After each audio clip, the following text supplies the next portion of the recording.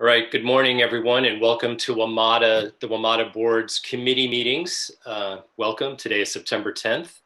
Our first meeting today is the meeting of the Executive Committee. Welcome to WMATA. And before we begin today's meetings, I'd like to ask Teresa Empasado, Metro's Chief Safety Officer, to provide us with this morning's safety contact. Ms. Empasado? Good morning. Good morning. Today's safety contact involves preparing for severe weather. Severe weather can happen anytime in any part of the country.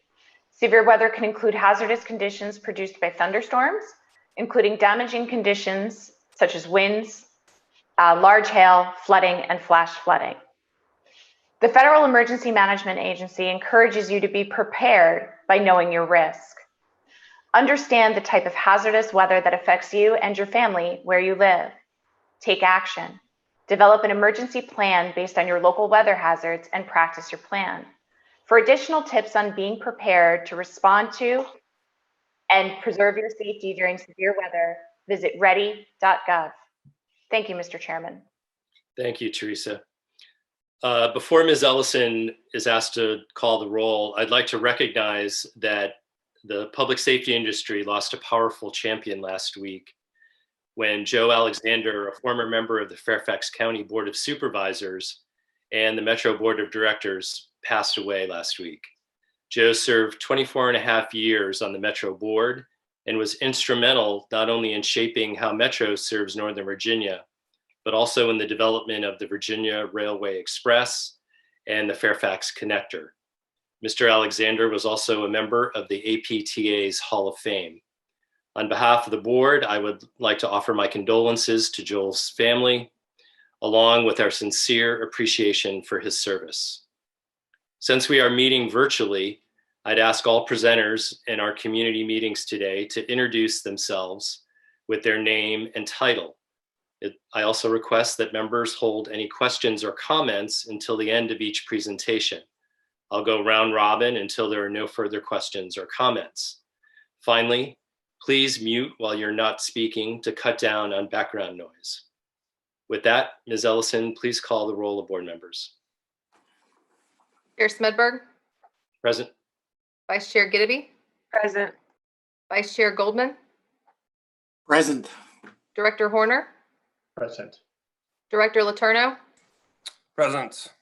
Alternate Director Meridian. Present. Director Slater. Present. And Director McMillan. Here. Mr. Chairman, you have a quorum. Thank you, Ms. Ellison. Now we'll move on to our first order of business, and that is approval of the minutes from the July 2020 Executive Committee meeting and the July 9th, 2020 executive session of the Executive Committee. I'd like to move approval of those minutes. Is there a second? Second. Seconded by Ms. Gideby. Any comments or questions on either set of those minutes? If there are none, all those in favor? Aye. Aye. Any opposed? All right, the minutes are approved. Next, we will move on to the approval of the agenda itself. I'd like to move approval of the agenda with two changes.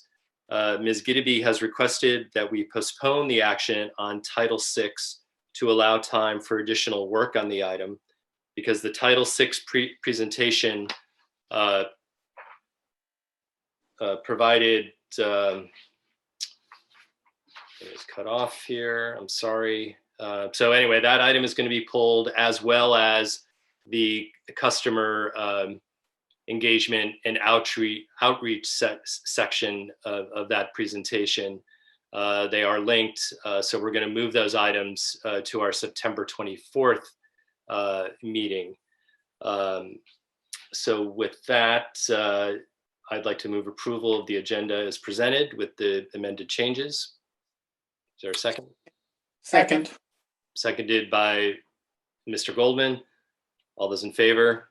Aye. Aye. Aye. Any opposed? All right, with the administrative business out of the way, we have one request before the committee to accept a report from the Inspector General.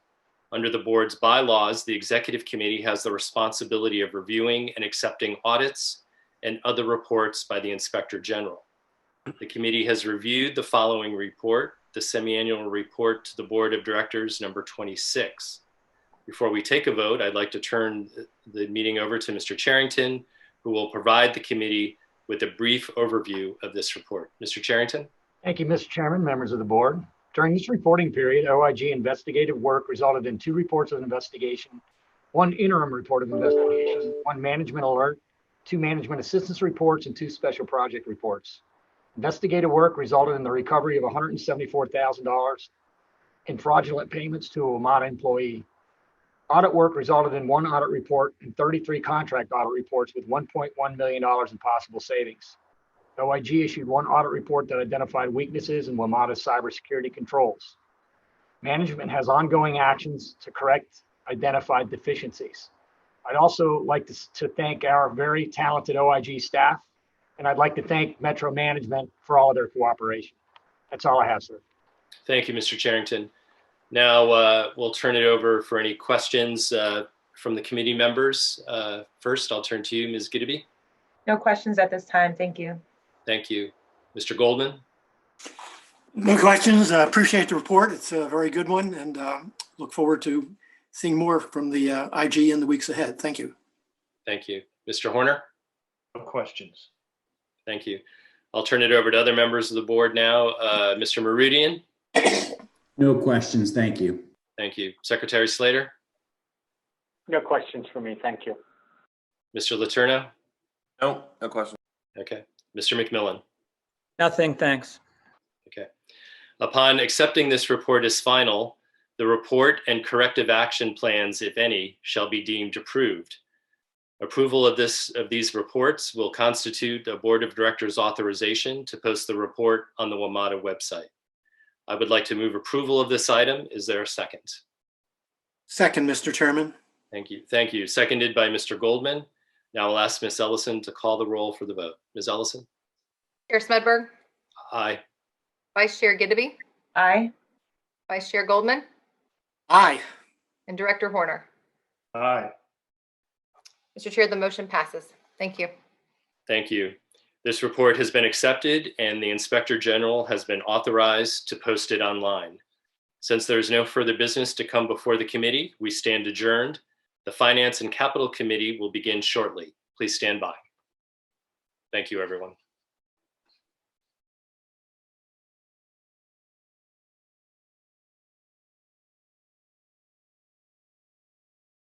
I trust everyone's had the chance to review today's agenda. If there are no objections to the agenda, we'll consider it approved as presented. Are there any objections? The agenda is approved.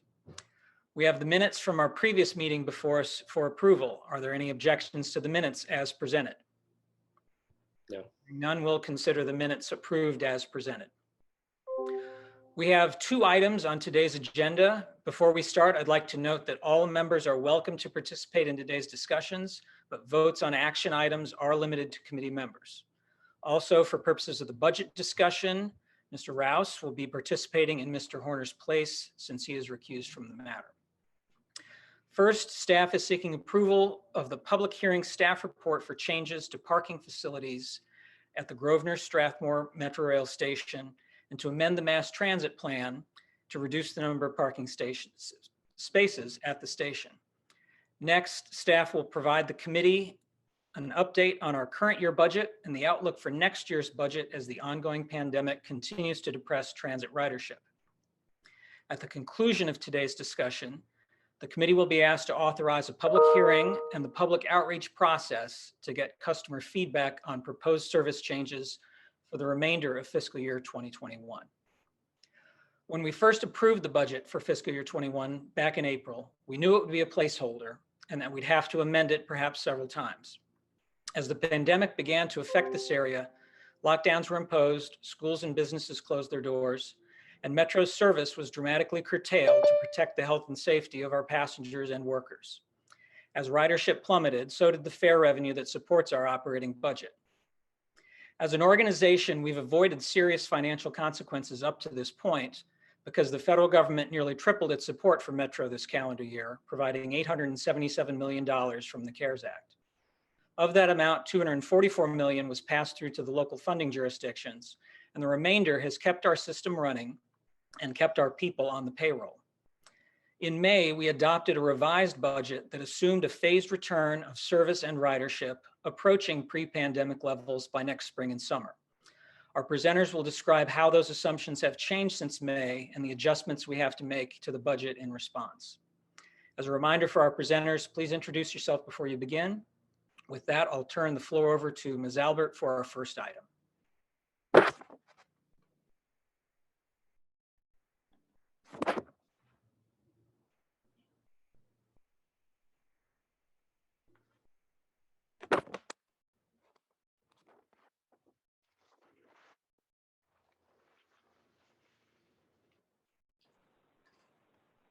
Good morning. Can everybody hear me? Yes. Okay, wonderful. My name is Nina Albert. I'm the Vice President of Real Estate and Parking at Metro. This morning's presentation about parking at Grosvenor Strathmore Metro Station is basically the conclusion of a fairly long process that began as early as 2013 when Metro determined that it wanted to encourage joint development, which is really redevelopment of the Grosvenor Strathmore Metro Station. And I apologize, but there we go. So this morning's actions that we're bringing before the committee to consider are approval of the compact public hearing staff report. And resulting from that is an amendment to the mass transit plan, which would reduce the surface parking at Grosvenor Strathmore by approximately 200 parking spaces, as well as to authorize the general manager to determine exactly what number of parking spaces ultimately to reduce. As I mentioned, this has been going on for quite some time and is the culminating action after much investment made by our private developer and also by Metro. We held the compact public hearing in December of this past, in April of this year. And today's compact public hearing staff report is a result of the public input that has been received. As a quick reminder, the development itself is going to result in approximately 1.9 million square feet, predominantly residential, but also some retail development. It takes place, all this development takes place on either vacant land or as resulting from the removal of surface parking, and will be built around an existing parking garage. This is a representation of exactly where facilities are now. There are nearly 1,900 parking spaces at Grosvenor Strathmore. A vast majority of them are in the garage, and 400 of them are in the surface parking lot. Metro has already replaced 200 of the 400 spaces in an expansion to the garage, which we call the Western expansion. And what was brought to the public in April was the decision about whether or not to proceed building out the remaining 200 spaces in a Western expansion. And there are three choices before staff. The first is not to proceed with the second expansion, thereby reducing the 200 spaces ultimately at the station. Of course, another option is to move forward with replacing the spaces now. And then the third option is to hold on determining whether or not to replace the spaces now until we understand better in the future what parking utilization will be at Grosvenor. Those were the choices that were shared with the public. We advertised the hearing through multiple venues, newspapers, direct email, posted it on WMATA's website. The April 20th compact public hearing, because of COVID and pandemic conditions, mandated that we host the hearing over a telephone line. And we received 2 voicemails as a result of that hearing. And a vast majority of the responses that we received were done by email by letter responses and in response to our online survey. And we received 182 responses.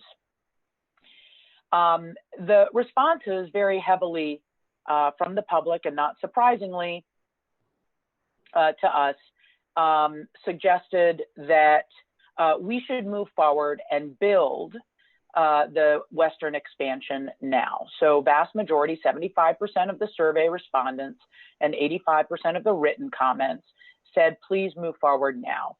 The Montgomery County Department of Transportation also is in favor of moving forward with building the expansion now. There are a few that said, don't build it at all.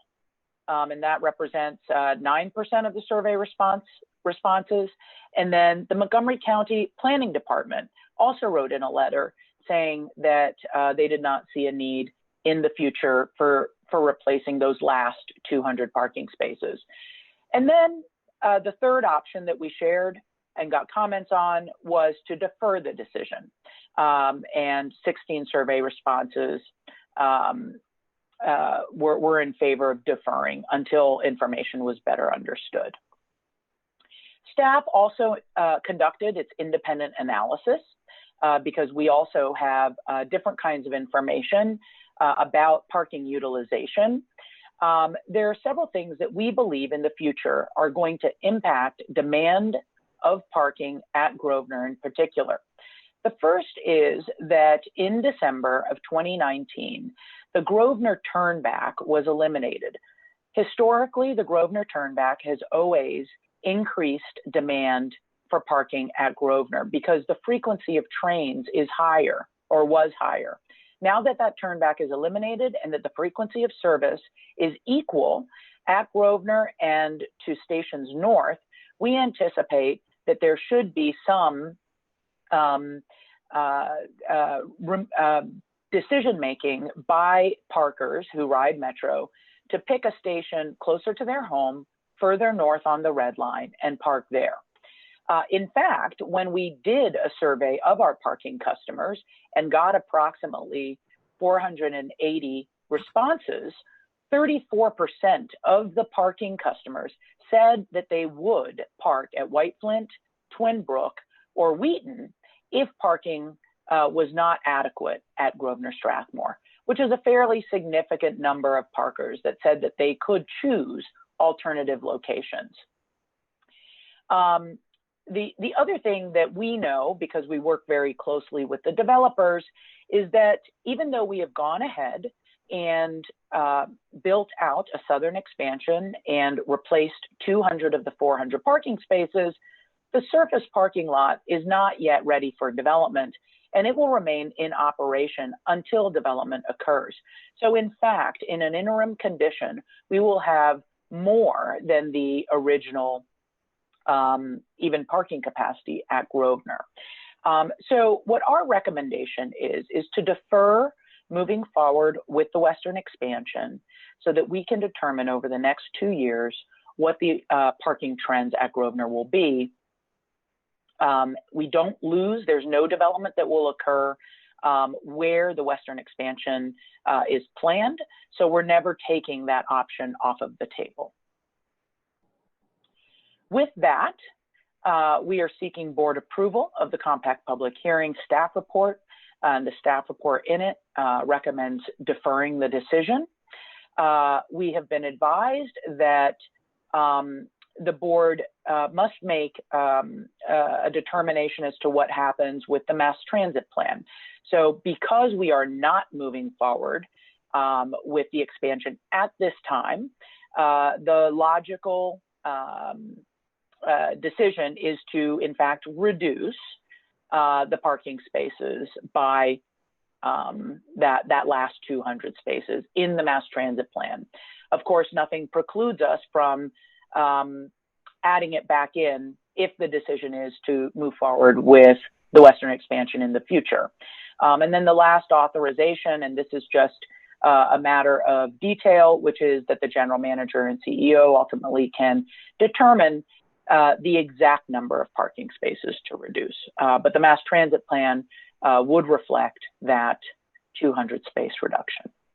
So with that, I will take any of your questions. Thank you, Ms. Albert. Before we get to discussion, could I get a motion and a second from committee members on the staff recommendation? I'll make the motion. So move from second. Mr. Moodian. I can second. I didn't, it sounded like Mr. Slater seconded. All right. So we'll move to questions and comments, starting with Mr. Meridian, Vice Chair. Thank you, Mr. Chairman. I just want to thank the staff for this thorough report. I don't have any questions and appreciate the not only the hard work that's gone into this, but also the exercise of really rethinking all of our previous strategies in light of the COVID-19 pandemic. All right. Thank you. Secretary Slater. Great. Thank you, Mr. Chair. First, I'd like to also thank staff for this report, very thorough. There seems to be a difference of opinion between two Montgomery County agencies on kind of the outcome there in the mass transit plan between the DOT and Montgomery County Planning. I don't want to hold up approving the report, but I'd like to take some time between now and the full board meeting to understand those two contexts and may raise some questions at that time. So thank you. Reasonable. Thank you. Mr. Smedberg. No comments, Mr. Chair, but I do want to add my name to Mr. Meridian's comments about the outreach and the efforts that were put into this in the time of the pandemic. Thank you. All right. And I'm sorry, Jennifer, just for clarity, is Mr. Horner participating in this matter? Yes, he can participate in this matter. Okay. David, do you have anything? No, Steve, I don't. Thank you. Thank you. Ms. Giddaby. No questions at this time. Thank you very much. Mr. Goldman. Good morning. Thank you. Ms. Albert, it's good to hear your disembodied voice, and welcome to a meeting of the committee. And we'll be talking again next week on another matter of interest to Montgomery County. Just a couple of questions to clarify in my own mind the sequence of events being proposed. The south parking lot extension that will be completed, I guess, this month or next month. How is that being financed? Who's building that, and how is that being financed? So the developer is building it, and we have entered, as we do with many joint developments, into a construction agreement every time that transit facilities are replaced, and the developer is responsible for making those replacements. We enter into a construction agreement. So they are developing out and are responsible for both the southern expansion and if the western expansion were to go forward with the western expansion in the future. How it's being financed is through WMATA Capital. This was a decision that was made 3 years ago. 3 years ago, because ultimately when WMATA can move forward with funding a garage expansion, it is to our benefit in the long run because we save money because our cost of capital is cheaper than the developer's cost of capital. So that's how it's being funded. So in the end of the day, does the developer reimburse for that capital, or is that a ongoing cost to WMATA as part of the capital budget? Yeah, so the way that it works is that we get the full benefit of the ground lease rent that the developer promises to pay us. So if the developer were to finance it themselves, they would deduct from the rent that they owe us the cost of the expansion.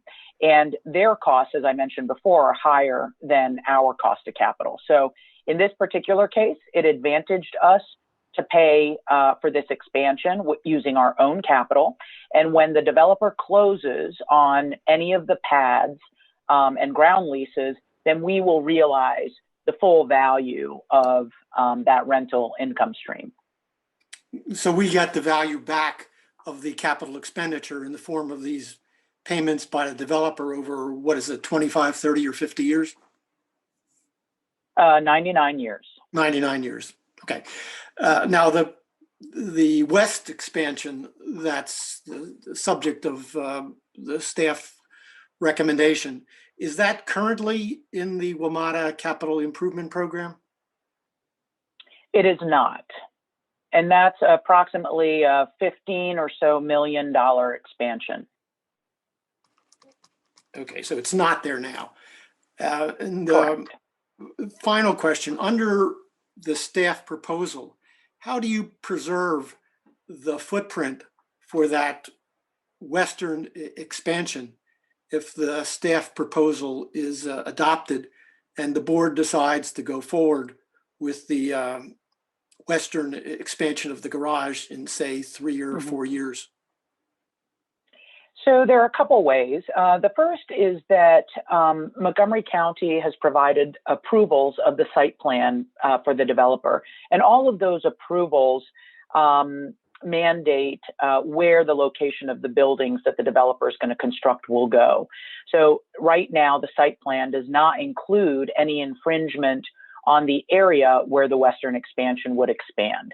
So the developer, without going back and seeking changes to the approvals that they've received, would not be in fact able to expand in the area where they're right now that's designated for the western expansion. So that's one set of approvals that would be needed. The other is that if the developer wanted to change their site plan, they would also need WMATA's approval. And again, we will reserve this area so that a western expansion can occur if we determine that we want it to occur. So the current site plan approval of WMATA includes maintaining the footprint for the ultimate western expansion of the garage? Correct.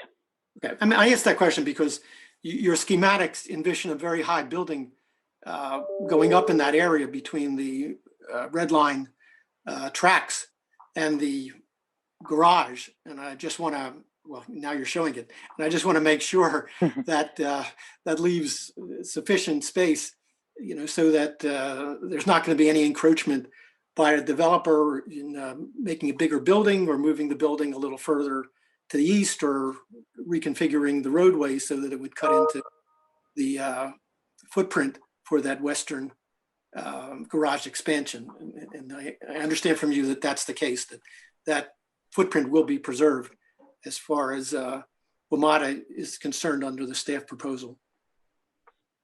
Correct. Where the western expansion would be built is where the words Arts Plaza are written just below the box that says WMATA Garage. So you can see there that there is, this is the site plan that was approved by Montgomery County.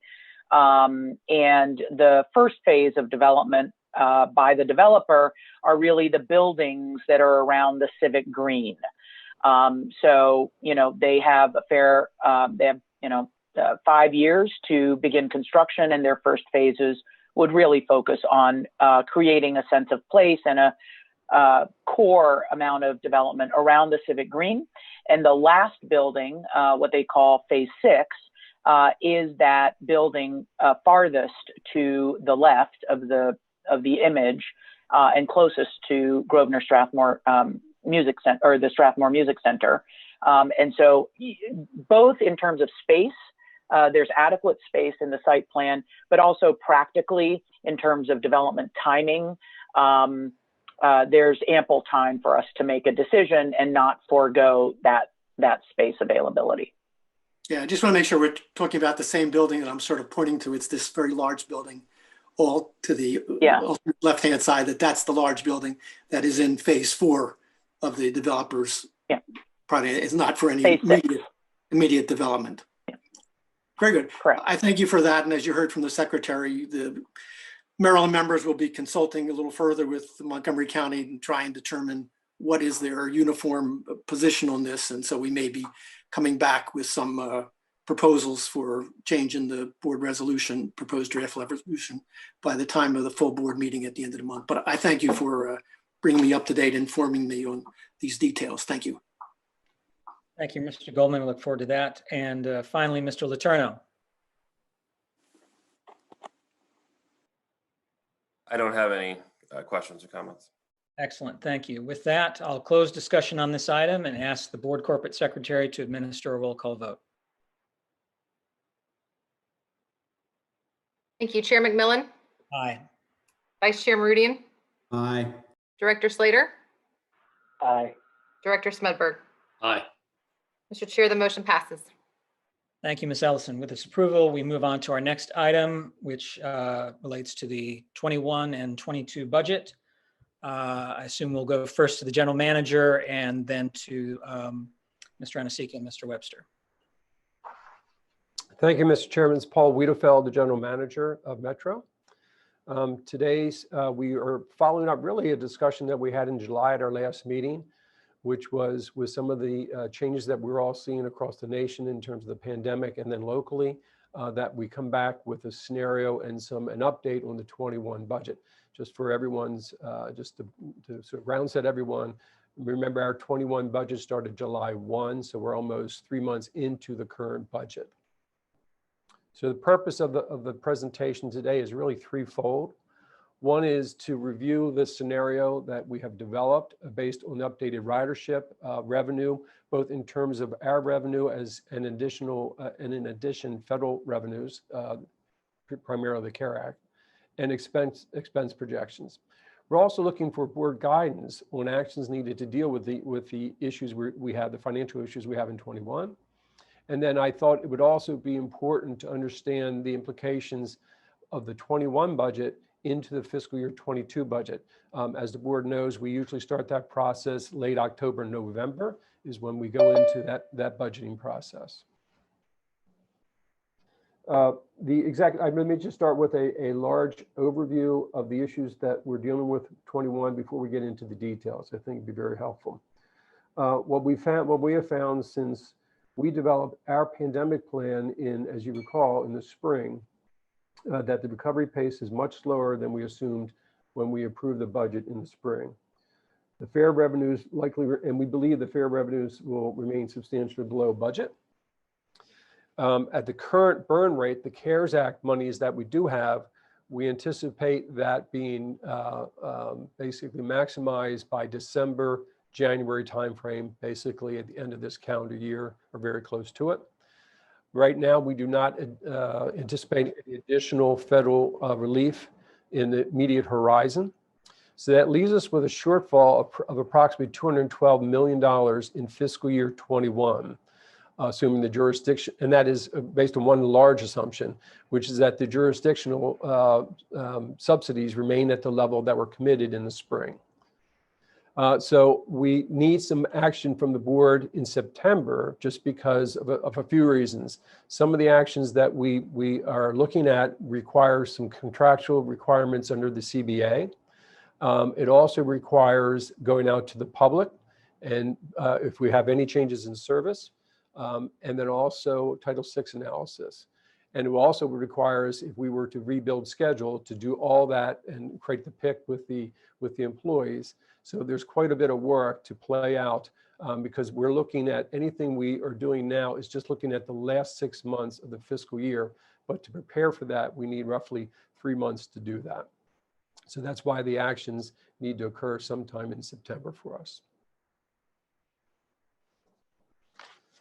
I thought it'd be good if I could ask Chairman Smedberg, since there has been some meetings on this with the board, to give an overview of some of the considerations that they're dealing with as a board, from a board perspective at a policy level.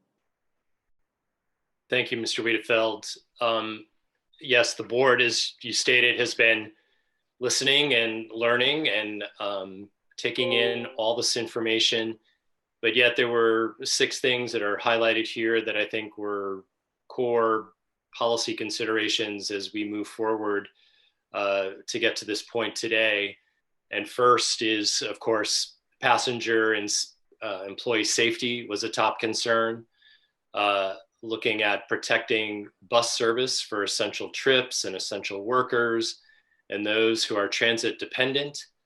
We were looking to act regionally and cooperatively to promote an economic recovery and support the federal workforce. We know that WMATA, whether it be rail or bus, is the backbone of the region's economy.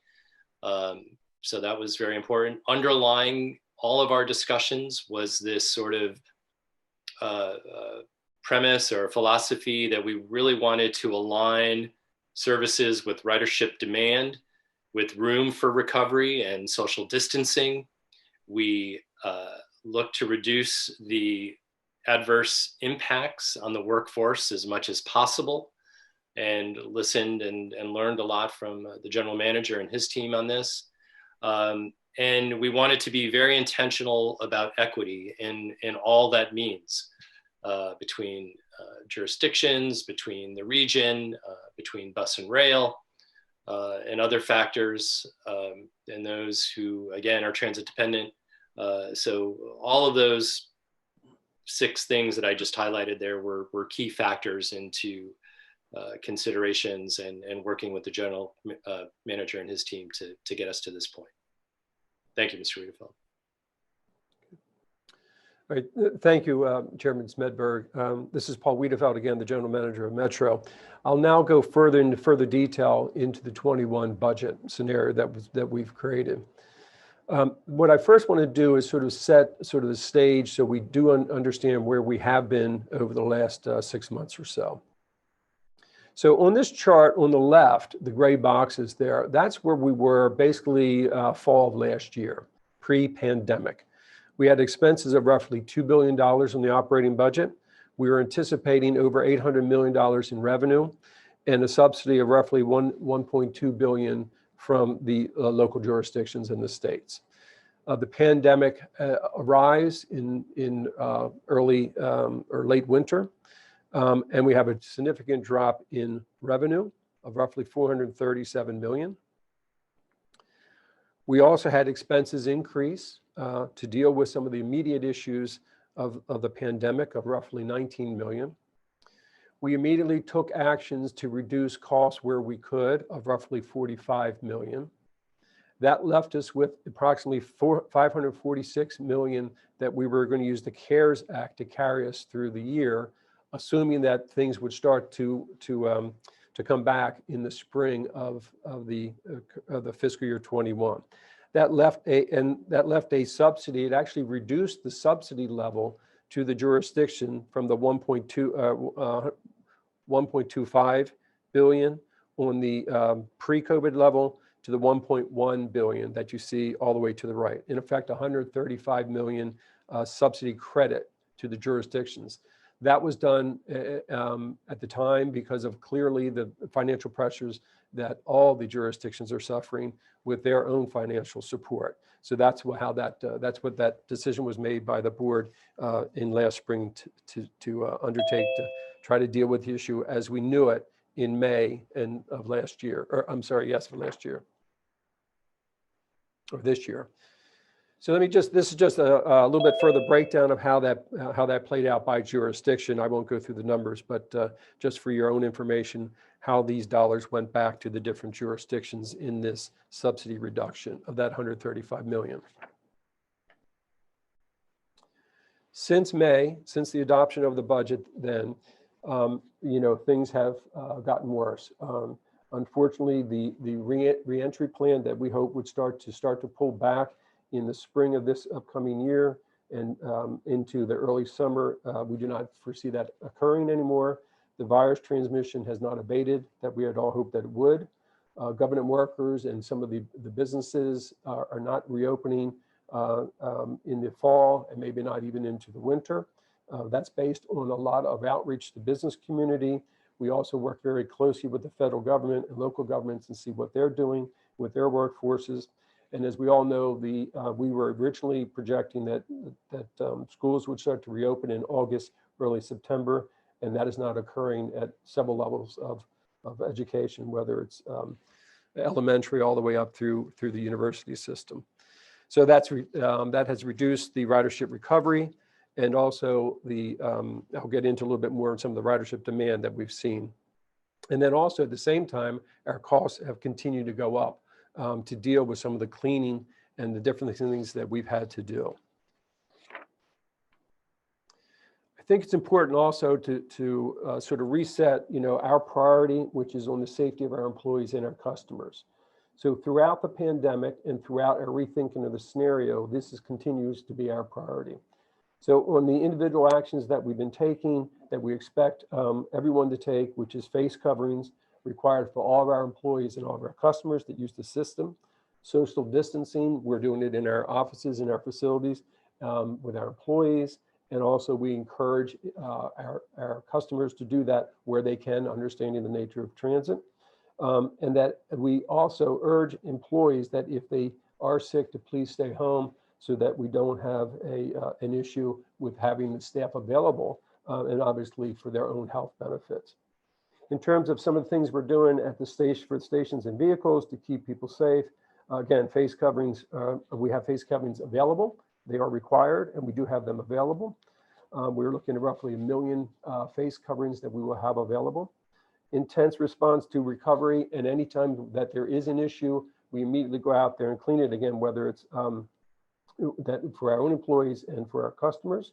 And we're doing proactive cleaning that is both visible to our customers and is also trying different technologies to make sure we're doing everything we can to keep stations and vehicles clean. We have shields at all of our bus stations, for all of our buses to protect our operators. Operational changes, as you recall, we did increase service in August for both bus and rail. We have recently have initiated the contactless mobile fare payment with Apple for the smartphone and are working with Google on the Android phone system as well. We are continuing to operate all A-car trains to support social distancing, and we continue to have rear door boarding. In the next week or two, we will be rolling out a public health educational campaign to basically give confidence to our riders to use the system. What we've learned from some of the focus groups and surveys we've done is they want to make sure that we're doing everything and that the other riders are doing everything on their end. So we have tested different messages of how we want to do that. So we'll be rolling that out very shortly. We wanted to wait obviously after Labor Day to do that. And then basically we will educate the public and try to bring back as many riders as we can to allay their fears. Whether it's CD signage, whether it's touchless fare payment, as I mentioned. We do expect this will move the needle some, but we've also have seen that what we've heard from our customers is that until the vaccine comes, they are very hesitant on using the system. This next slide, really does, tell us what the challenge is for us. The ridership has increased a bit, but as you can see, over the last 6 months, roughly, we are very, very flat and significantly lower than we've been. Particularly if you look at the bottom line there, the line at the very bottom, which is the rail system, and I'll get into that a little bit further. We talk to the funding side of this, particularly the CARES Act.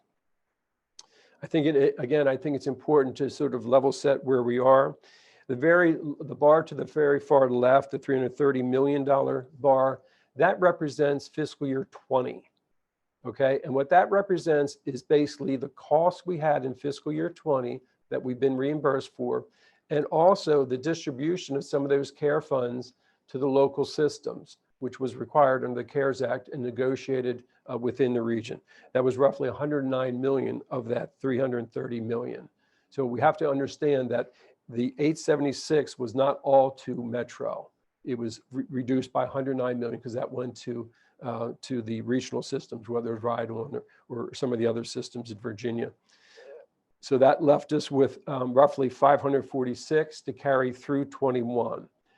In the springtime frame, when we developed the budget, we anticipated ridership coming back, particularly in the fourth quarter, and that this would carry us through the fiscal year. Now, with some of the recent changes we've seen over the last summer, that will not carry us, and we see basically a deficit in January of approximately 92 million. So as we started to think about the remaining 21 budget, we wanted to look at what do we think is the likely scenario of what would occur. And I think it was also a decision that we needed to be conservative in some of these assumptions, because if it gets worse, we do not have a lot of opportunities to try to deal with those issues. If things don't turn as bad, it's much easier to bring stuff back. So that's why that sort of supports the likely scenario that we've developed.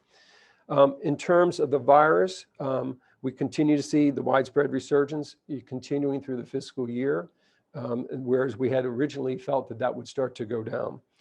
The vaccine, whether or not it's available and the usage of it is still in question. And so we don't see that occurring in the fiscal year. In terms of trips, work trips, we continue to see those be extremely low. Leisure trips, the same. Tourism, as we all know, is down significantly. Sporting events and things of that sort are down as well. Teleworking remains very high, and we don't see that shifting very dramatically in the remainder of fiscal year. The rider sentiment, again, as we've talked to our riders, is their concern about the fear of using the system, particularly if a vaccine is not in place, and how that will be applied, how many people have taken that vaccine, if it is available, in the 9 months that we have remaining in the fiscal year. In terms of just larger regional economy drivers, the schools, again, limited openings through the remainder of the fiscal year, potentially picking up in the third and fourth quarter, but not in the fall as we had previously assumed. Persistent work from home at the federal level and in the private sector. The employment, as you know, there are some employment issues going on now as well that is catching up and impacting the region. And then basically special events, we don't anticipate very large special events, whether it's sporting events or any other major events coming to the region in the near future. So based on that assumption of sort of the likely scenario going forward, what does that mean in terms of ridership? On this slide, to the far left, you see, in effect, calendar year 20, where we were. And just as a reminder, we actually were increasing ridership at that time, year over year. Unfortunately, with the pandemic, that dropped dramatically. In the spring, we were assuming the budget that we would return to 48% of where we were pre-pandemic in terms of ridership. We're now projecting approximately 20% of where we were pre-pandemic. And you can see with the graph that is a much more gradual return of ridership over the upcoming 3 quarters to roughly 61 million passengers. A very important point is to understand the financial model that supports the system, which is the vast majority of our revenues come from the rail side. That's driven by the pricing that we do on the rails for the rail system, meaning the longer that you travel, the more you pay, the longer the distance of the trip, and if you use peak service. So this is very important because, as you recall, the ridership on the rail has remained relatively flat, roughly down about 88%, and has remained that way for almost the last 6 months. It's come from roughly 90% to about 88%. So because of that, our revenues are suffering very greatly on the rail side. And as you know, right now, we are not recovering any revenue from the bus side with the rear door boarding. This chart shows the resulting revenue scenario with the likely. And again, given the nature of our financial model, even though the ridership is anticipated to increase by 20%, the revenue is only anticipated to increase by 17%. And that was the same with the budget that we approved in May, where we're assuming a 48% increase in ridership. That would have only resulted in a 42% increase in revenue. The other thing to note here on this slide is that we were assuming in the current budget that we approved in the spring that we would start collecting bus fares in Q4, which would be March. This chart summarizes and gives you a sense of perspective on ridership pre-COVID, where we were in spring in our budget assumptions, and where we are now with the likely scenario going forward. So in the pre-COVID budget, we were expecting roughly 314 million passengers. In the budget that we adopted in May, it dropped to 150. And in the likely scenario, it's approximately 60 million passengers. This slide converts that to the revenue side of the equation.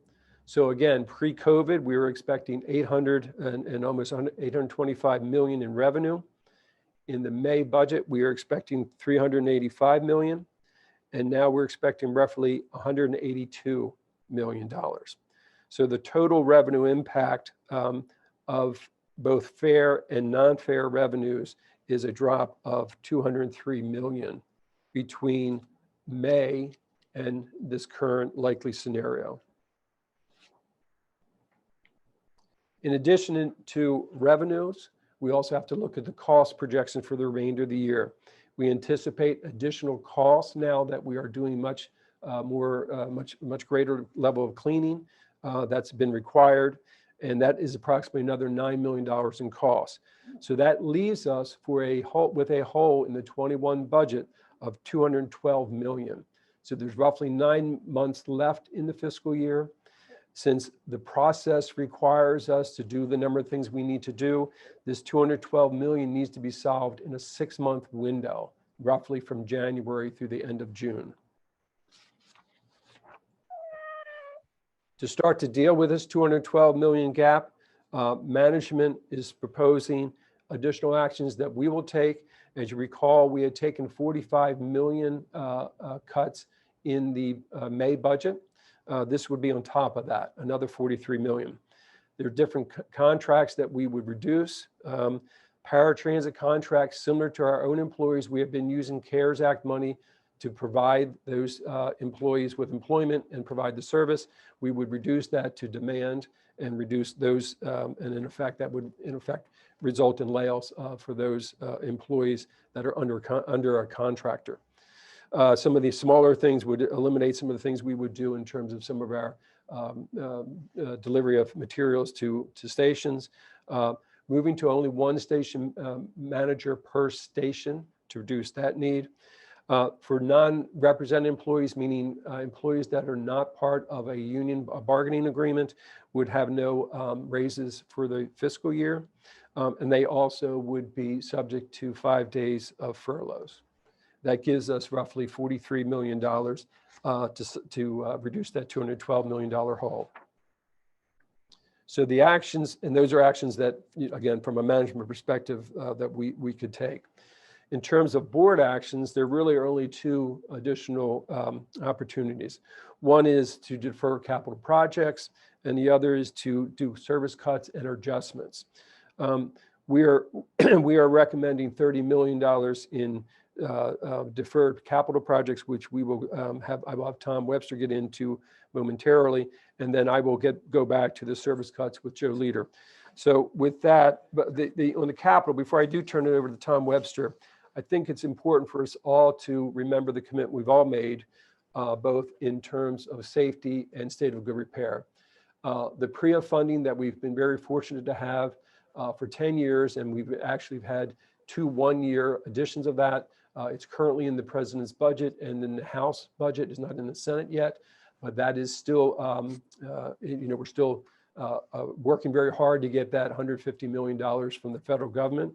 And then the dedicated revenue source that was approved 2 years ago was all around safety and state of good repair. It was to deal with literally years of neglect. And so we do not want to go backwards in that, because we all know where we were. So it's very important that we don't do that. So that sort of represents why there is very limited amount of defers that we can do, because it undermines that whole philosophy of safety and state of good repair. So with that, I'll turn it over to Tom to get into a little bit more detail on the capital program. Thank you, Mr. Wiedefeld. Again, this is Tom Webster, Executive Vice President for Strategy, Planning, and Program Management. As the board considers options, there are a few key capital program facts and considerations to be aware of and keep in mind. First, Metro's FY21 capital program forecast is about $1.9 billion for projects and programs that are already underway and committed. Focus of the program remains safety, reliability, and the system's state of good repair. System expansion, capacity improvements, and significant enhancements to the rail and bus systems are unfunded in Metro's capital program. Much of the program goes towards rehabilitation, maintenance, and system preservation activities. These are the investments that have led to improved safety and reliability improvements over the last several years. Deferrals and reductions will impact our progress and on addressing those long-standing backlogs and delay further improvements in performance. Our major capital projects to address rail system safety and state of good repair, as well as replace obsolete bus, rail, and administrative facilities, make up about 40% of our forecast. And these projects really fall into three different categories. They're in early stages of development, projects that are about to start construction, and projects in construction. And each of those categories would have varying levels of impact if those projects were delayed or deferred.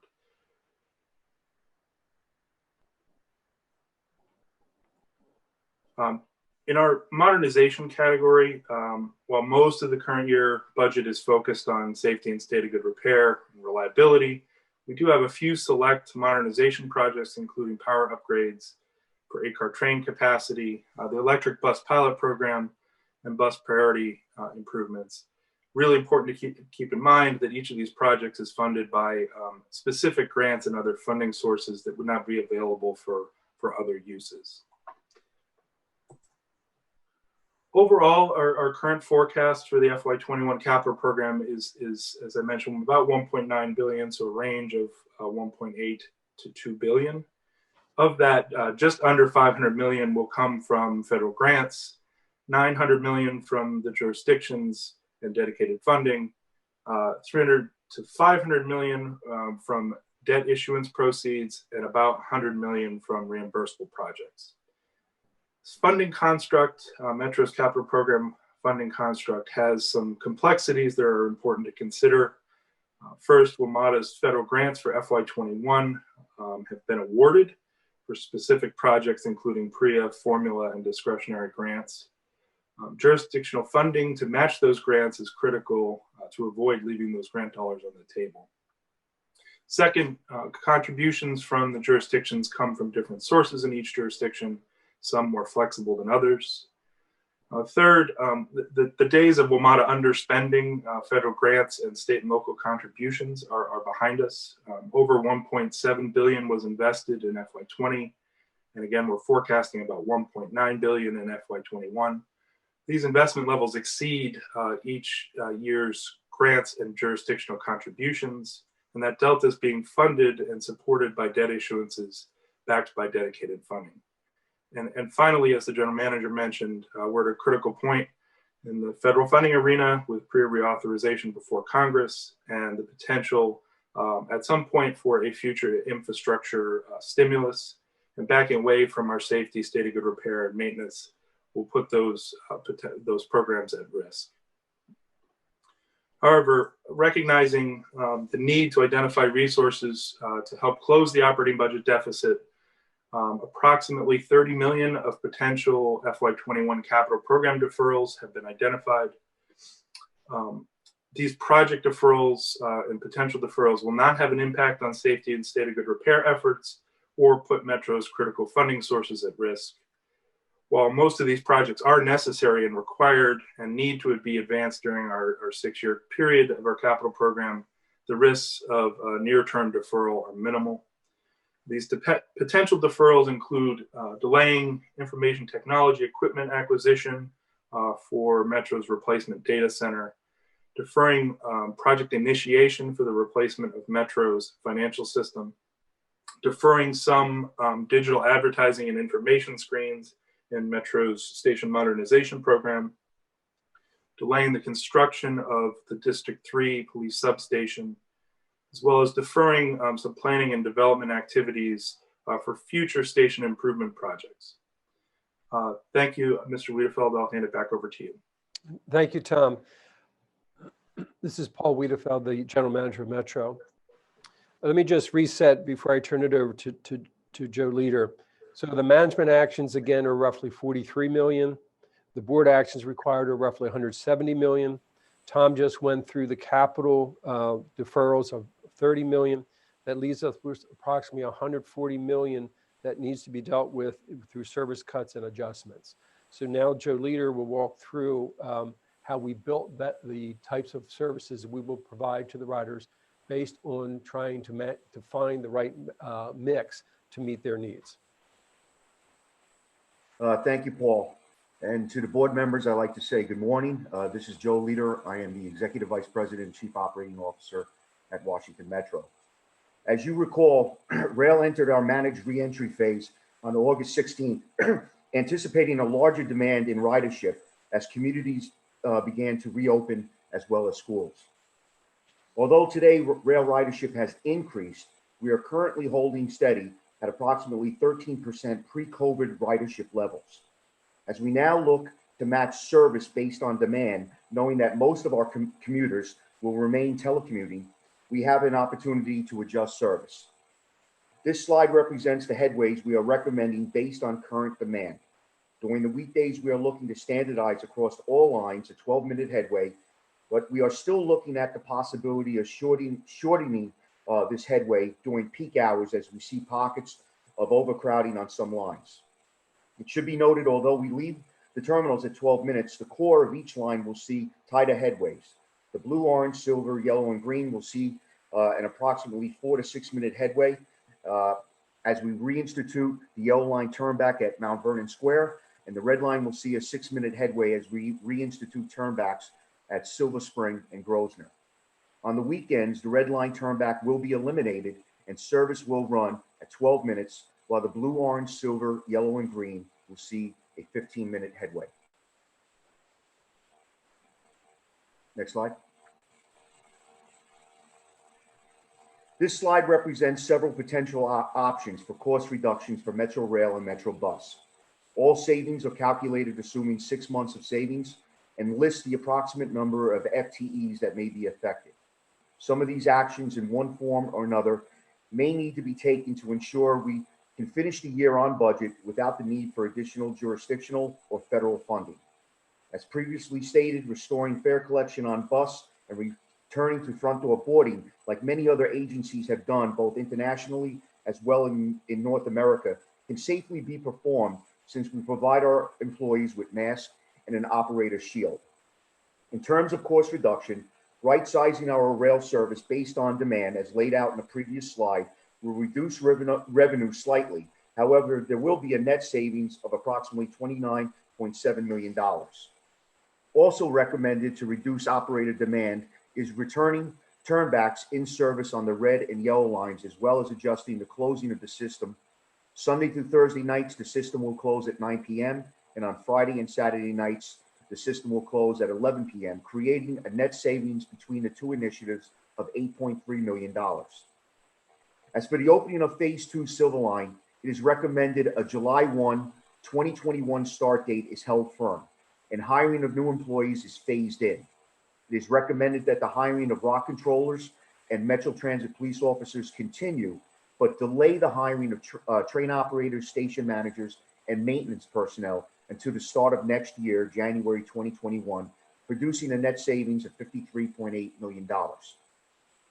In terms of bus cost reductions, ridership has increased to approximately 45% pre-COVID levels. So therefore, it is not recommended to reduce bus service levels, but to look at our extra board and reduce that level to 13%, creating a net savings of $62.6 million.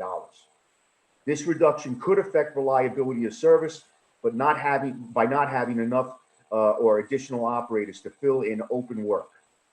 Also recommended is returning to front door boarding in Q3, which could produce a net savings of $5.6 million.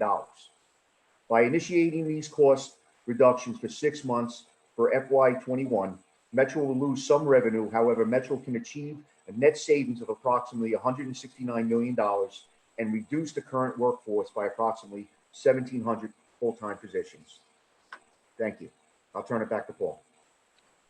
Thank you, Joe. This is Paul Wiedefeld, General Manager of Metro. I just wanted to pick up on one point that Joe made concerning the full-time employees, the 1,700 positions there. What we would do as a management philosophy is we would look to do that where we would minimize the impact on employees that currently hold jobs. So we would look for vacancies and other ways to reduce that impact, but that is the scale of ineffective reduction of the staff that we would need to do in terms of positions. And to put that in perspective, that's roughly on a base of 12,000 employees. With that, I would like to turn over to the Chairman Smedberg, if I could, just to sort of walk through sort of the timeline for 21, given what we've just presented. Thank you, Mr. Wiedefeld. This is Paul Smedberg, Chair of the WMATA Board. So what you're seeing here on the slide is the timeline of an orderly service reduction action that would take place. First today, obviously, the Finance Committee is deliberating on the proposal as put forward by the General Manager. The committee will take a vote, and then that recommendation will move to board approval on or acceptance or rejection on September 16th. Again, please note that that is a Wednesday. It's not our normal Thursday meeting day. Any outreach we do and all the outreach we do will be virtual due to the pandemic. As Mr. Wiedefeld highlighted earlier, it'll take at least 3 months for any proposed service change implementation. There's a lot of planning and coordination that goes into this, so that does take time. The required 60-day notice for any employee layoffs, if there are to be any. Notice of any service changes to customers will take place around December 1st. And the reductions, if approved and move forward in some fashion, would take effect in mid-December. All of this, of course, is highlighted there in the bottom. You know, when Mr. Wiedefeld mentioned earlier that the money that we have right now from the CARES dollars anticipate a depletion at the very beginning of the year in January. So we'll hit that financial cliff. Mr. Wiedefeld? Thank you, Mr. Chairman. This is Paul Wiedefeld, General Manager of Metro. I think it's important also to put in context that this is not a unique situation for us in the Washington region, nor is it a unique situation for the industry.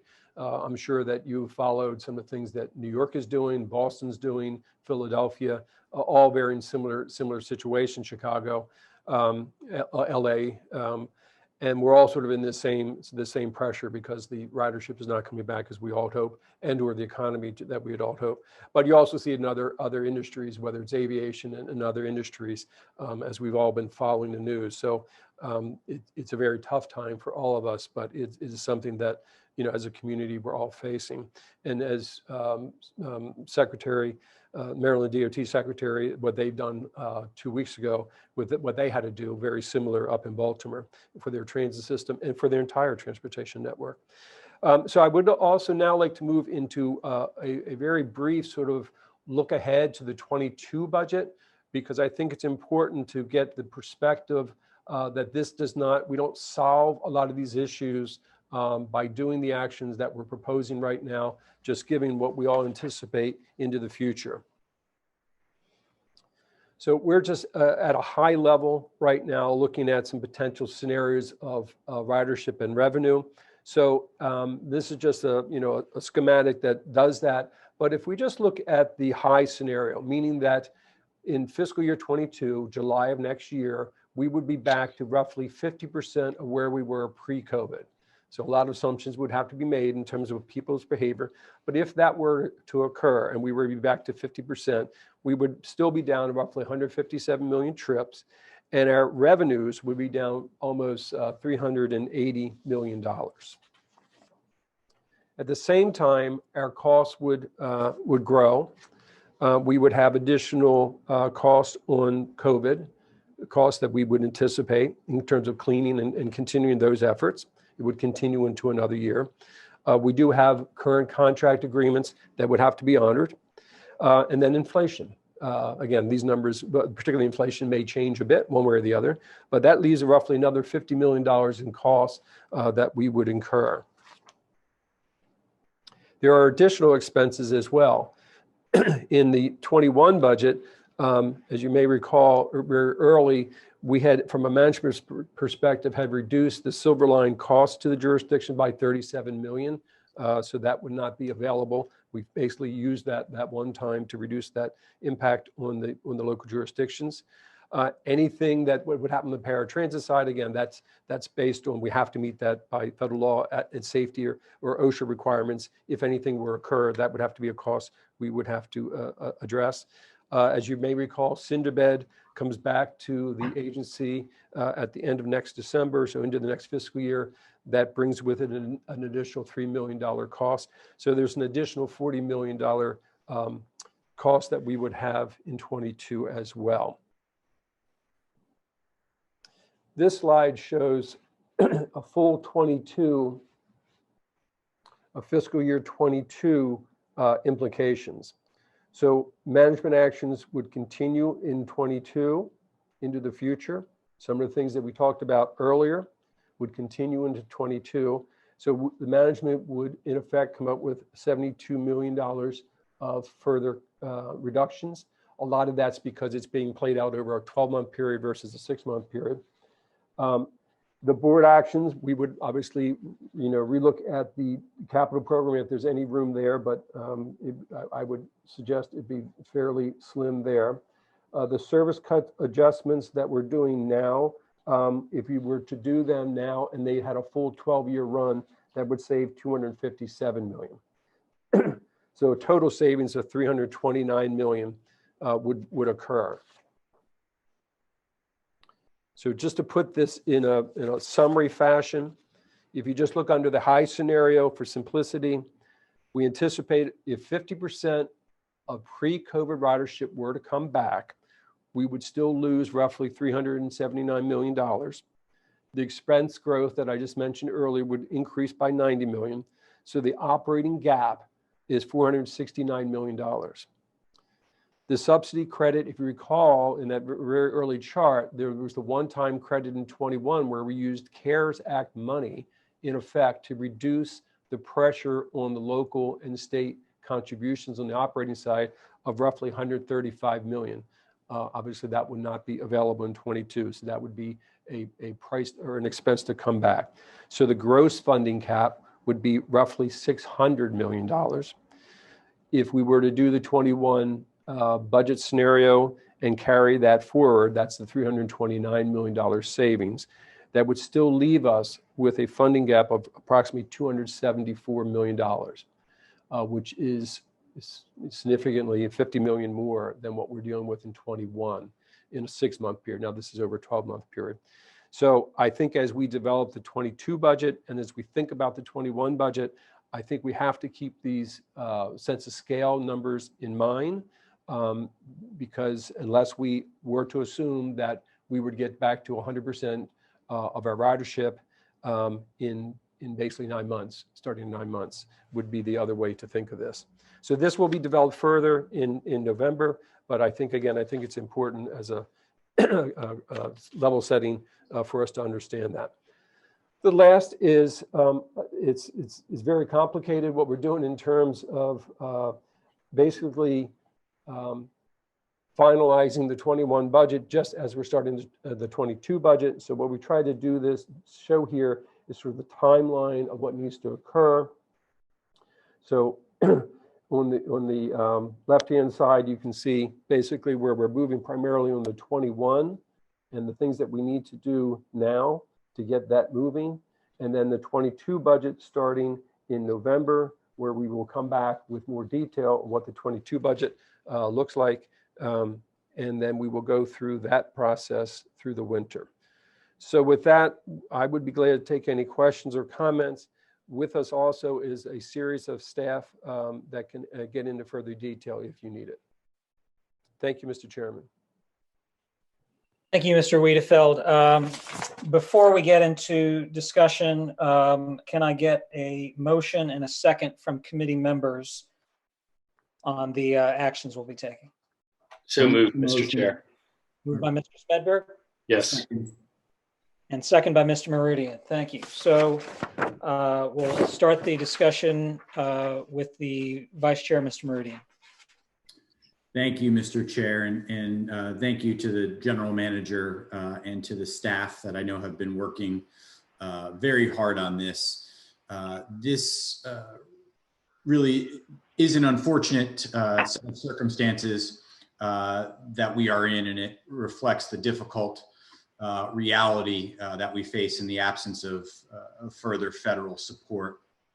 I wonder if the General Manager or a member of the team can just talk a little bit more about why we are taking these steps now in September, looking forward to Q3 and 4. What are the, you mentioned, Mr. General Manager, the time that's needed to scale up and scale down service. Can you please just speak a little bit more to that? Yes, this is Paul Wiedefeld, and I may have Lynn Bowersock talked a little bit about some of the outreach efforts, but remember, under the compact, we must have a balanced budget.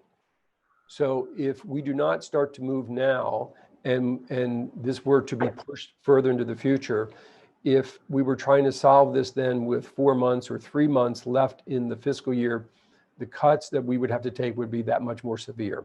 So we're trying to do this in a logical way to do that. In terms of the time component, under the CBA that we have with our collective bargaining agreement, with our unions, there are requirements for 60-day notice of layoffs. So if we were going to do anything on that front, we have to do that fairly quickly. In terms of reaching out to the public and giving them an understanding of what we are proposing is also something I think that the board wants to do and we want to do to get input. And obviously, if there's things that we can tweak, then we do it. But I think it's very important for the public to understand what we're talking about, to get into the details of this a little bit further with them so that they all understand it and we hear their feedback as well. But what's driving it is the safety of the system, trying to basically be there as the region starts to come back. So we want the capacity there to meet that. We also want the capacity there to keep them safe from social distancing and give them a sense of comfort to get back onto the system. So that's it really goes back to one of the earlier slides that the chairman went through. It was all these issues we're trying to wrestle with. What you have to do it now because of the financial pressures that are upon us. If something were to occur where additional federal money came through, then obviously we could pull back very quickly on these because we're going to continue to provide what we're providing today till pretty much January. So if something were to occur, a new CARES 2.0 Act was passed, then basically we could then incorporate that into our thinking.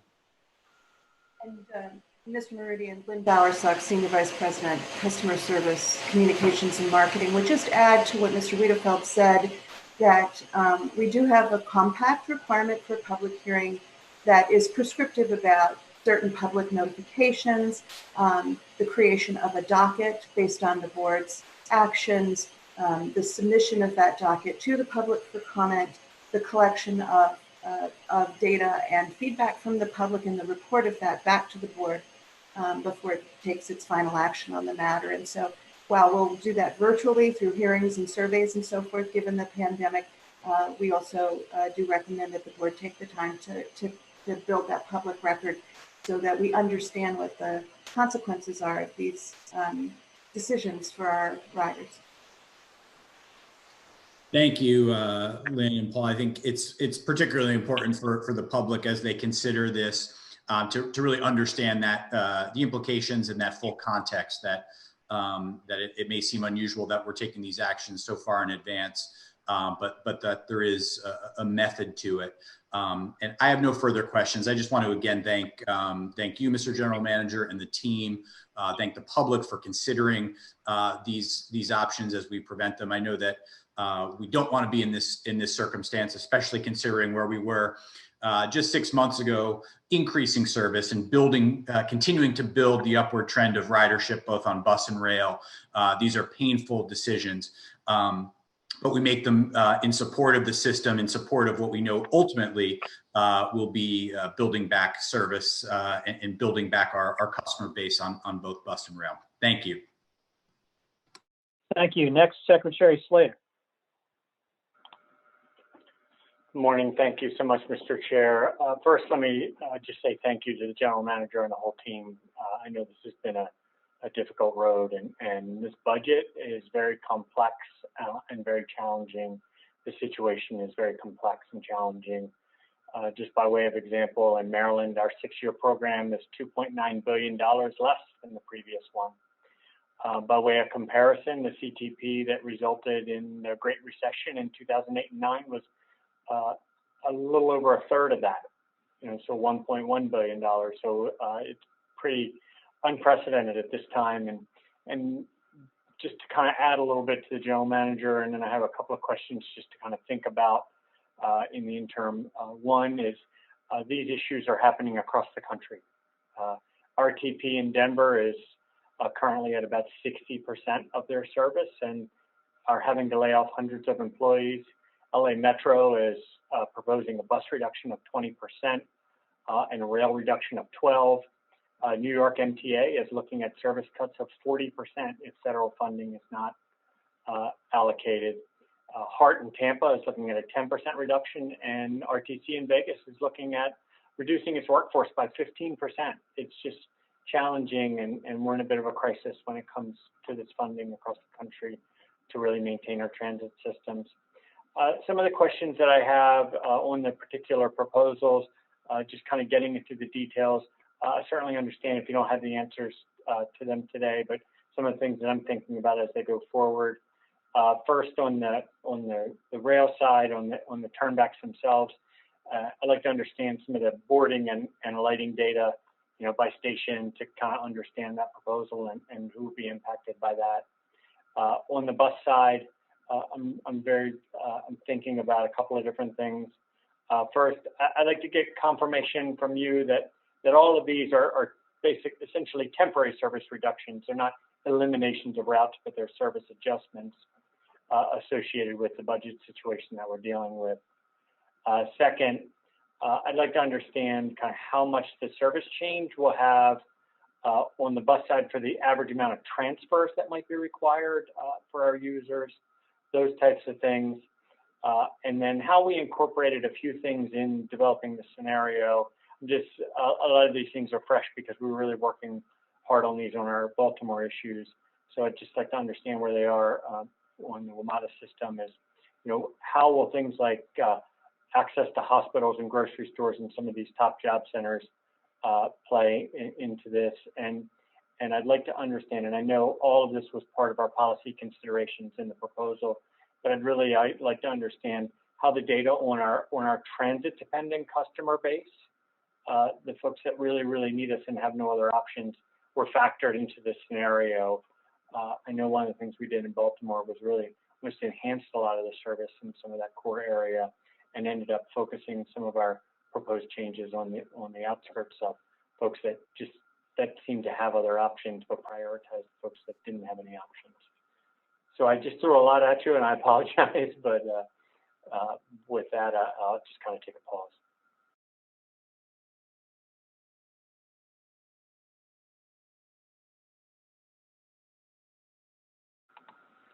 Paul, I think you're muted. You can hear me now? We can. Very good. In terms of the turn back, just to give you one perspective, the stations north of Grosvenor, we pre-COVID, we moved roughly 22,000 passengers a day there. We're down to about 2,000. So it gives you a sense of scale of what's happening out there. In terms of the bus service, what we provided in August was roughly 73% of what we provided in pre-COVID on weekdays. roughly 85% on Saturdays, and roughly 89% on Sundays. So a fairly good level of service. And that service was developed trying to meet the demand that we're seeing out there. So whether it's hospitals, whether it's communities that need that service, where we tried to apply those resources was where we were seeing people using bus. So we can get you more detail on that. Transfer, I don't know off the top of my head. We'll have to get into that. The access to hospital I just mentioned. And then the transit dependent, same thing. But we can pull together some data on that. I don't know if anyone else staff-wise has any more data on that right now, but if not, we will get that to you. Thank you so much. No further questions. All right, thank you. Next, Chair Smedberg. Thank you, Mr. Chairman. I too appreciate all the work that has gone into this by staff and the board members and their feedback up to this point and getting us to this point. And it has been, people should know a lot of these points have been, vigorously debated, and there has been a good conversation amongst the board and staff, again, getting us to this point. I want to emphasize one thing that the general manager said earlier that I think is a really important point, and that is on the capital side. Because one question myself and Mr. Letourneau have received from some of our partners on the Virginia side is, well, what's happening on the capital side?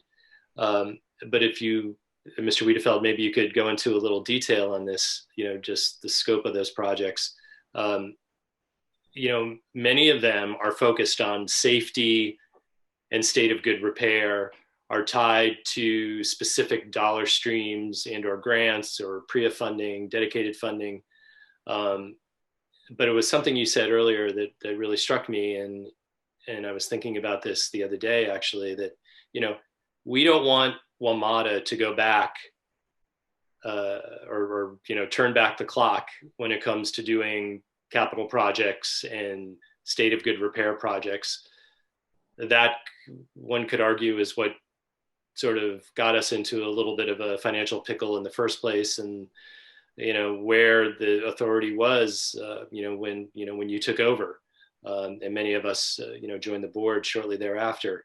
So I appreciate you coming forward with some capital projects and helping to equitably, share, some of the pain, if you will, but not going too far to jeopardize any of the safety and state of good repair projects.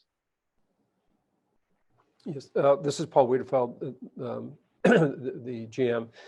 Yes, I mean, we've come a long way from where we were. I think from a credibility perspective, in terms of managing the capital program, in terms of delivery of people seeing the benefits of what we've been doing, whether it's the recent lighting, for instance, of the system, which is a safety issue, particularly for the people with low visibility, for instance. Those are core things that we need to continue to do. The filtration issues we have on the red line, we have to continue to work on those, where we know where we start to slide back very quickly. This is a system that is now approaching 45 years old. And these issues will not get better with time, they will get worse. So I think the board has been very supportive. The region's been very supportive of making those investments. And I think it would be a step in the wrong direction if we were to start to pull back on that. Thank you. And Mr. Wiedefeld, I know that you have been working closely, not only with your counterparts at the national level, but with our regional, congressional, and federal delegation. Could you tell us a little bit about those discussions and where the possibility of federal funding, or second tranche of federal funding, stands at this point? Because I think a lot of people are hoping that, that's going to come through, but even if it does, it may not negate us or may not prevent us from moving forward with some of the recommendations that you've put on the table today. Correct. I think at a national level, you know, I'm involved with APTA, the American Public Transit Administration, and so is Mr. Goldman, who's on the board. I think the general consensus, it's going to be a very, very heavy lift to get additional money in the near future. As you recall, we did get quite a bit of money, meaning transit, in the CARES Act. There's a lot of other needs out there that people are pressured under, understandably. So if dollars do come, I think they would be much less than maybe what we've seen in CARES 1. And then how long is that? Is it for 6 months, 5 months, 2 months, a year? No one knows. But right now, and I think Mr. McMillan can weigh in too. I know he follows this very closely in some of his other industry things that he deals with. It's a very tough ask right now, given all the pressures. And we're in the middle of an election cycle. So that's all, I think, playing out right now for us. So I think to assume that we're getting that money, I think would be a mistake, particularly given the process we need to go through to start to line up if we don't get it. That has to go forward. Yeah.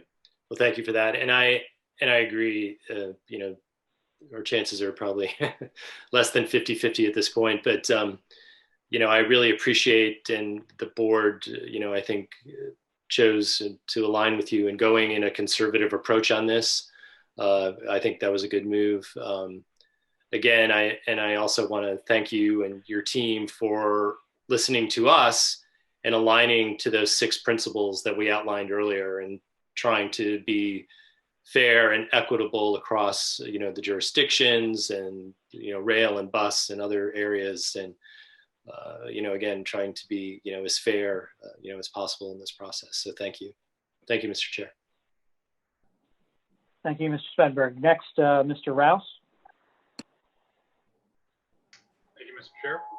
Yeah, again, I will echo what everyone else has said, thanking everyone who put this together and all the work that's been going on for a number of weeks as people tracked the budget and what we need to think about moving forward, especially not only with Mata, all of your staff, but also the other board members, the time that they've put into this volunteer effort. I will repeat some of the things that Chair Svedberg said, and also the GMG, Mr. Waiteville, said, because I do think they're important in terms of, I agree wholeheartedly with the limiting of capital deferrals.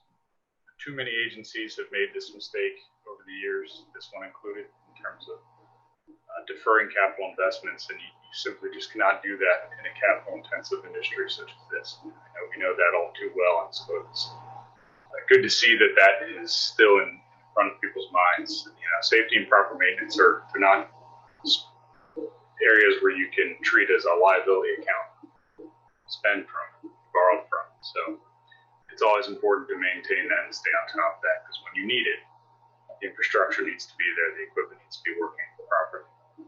As it relates to service decisions, I've said this a few times and I'll keep saying it, I do believe we need to let data drive those decisions.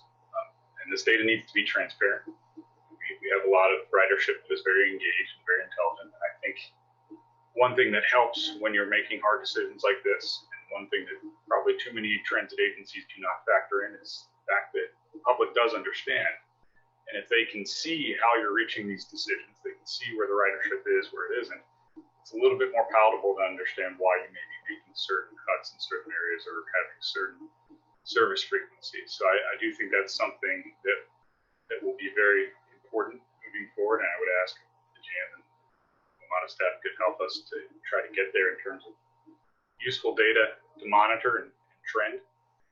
I don't expect us to be streamlining day to day. I don't even know if people know what streamlining is anymore, but it's something that we do need to trend and we do need to watch. And WMATA is unique in that we do have a lot of useful data. And I do think, particularly where it relates to the rail side with entry and exit data, that's something that we should use to our advantage and see how that trends and see where we need to add service or, you know, maintain certain service levels or even retract if needed, if things don't recover. There's a lot of events that are going to occur over the next several months, and we really don't know how that's going to impact return to ridership. So tracking that closely is going to help us be efficient with our services and stay on task and on budget. And Mr. Wiedefeld, to your points, this is something that goes beyond just this quarter and next quarter. It goes into the next fiscal budget. So it's something that we have to watch very closely and be on top of. I think, while unfortunately this is a moving target, and it's not going to be something we can easily put our thumb on, I think we have tools to kind of watch that. Secretary Slater said this, and I agree with him. I appreciate the run through of all the different other agencies that are going through this. It's important to remember that we're not in this alone. This is something a lot of agencies are dealing with. A lot of operations that I work with are going through some of the same thought processes and the same decisions. And again, we've got some more tools than many of those agencies have, and I think we should use those to our advantage. And thanks for all the work that's gone into this. Keep working on it. That's all I've got. Thanks, Mr. Rouse. Next is Ms. Gitteby. Good morning. Thank you again. I also echo my appreciation to the entire staff and my board colleagues in really trying to find a solution for this moment in time. I think I'd like to just highlight the chairman's comments on the principles that we have used to help to guide this discussion and the decisions that have been placed before us. Where others may see numbers as it relates to trying to find the balance of addressing the gap in the financial gaps that we see right now because of the pandemic. I think we have tried to find the balance of seeing people. Each cut, every dollar is a reflection of people's lives who are dependent on WMATA to work for them each and every day, from our customers to also the employees. WMATA remains one of the largest employees for our region. And one of the balances on that include our focus on Metro Rail and Metro Bus. I will just maybe highlight some of those tension areas, including the reality that even as we delay the Silver Line Phase 1 or the opening to be pushed towards July 1st, it's really an opportunity, I think, to also ensure that we can hold the tension that we have felt. And I want to raise some of those issues because as folks may be seeing this presentation, it's easy to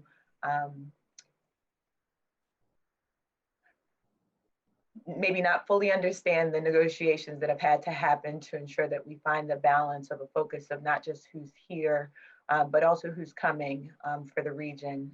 And even for those most dependent, they are also using additional resources to address the service gaps prior to the August service adjustments that happened.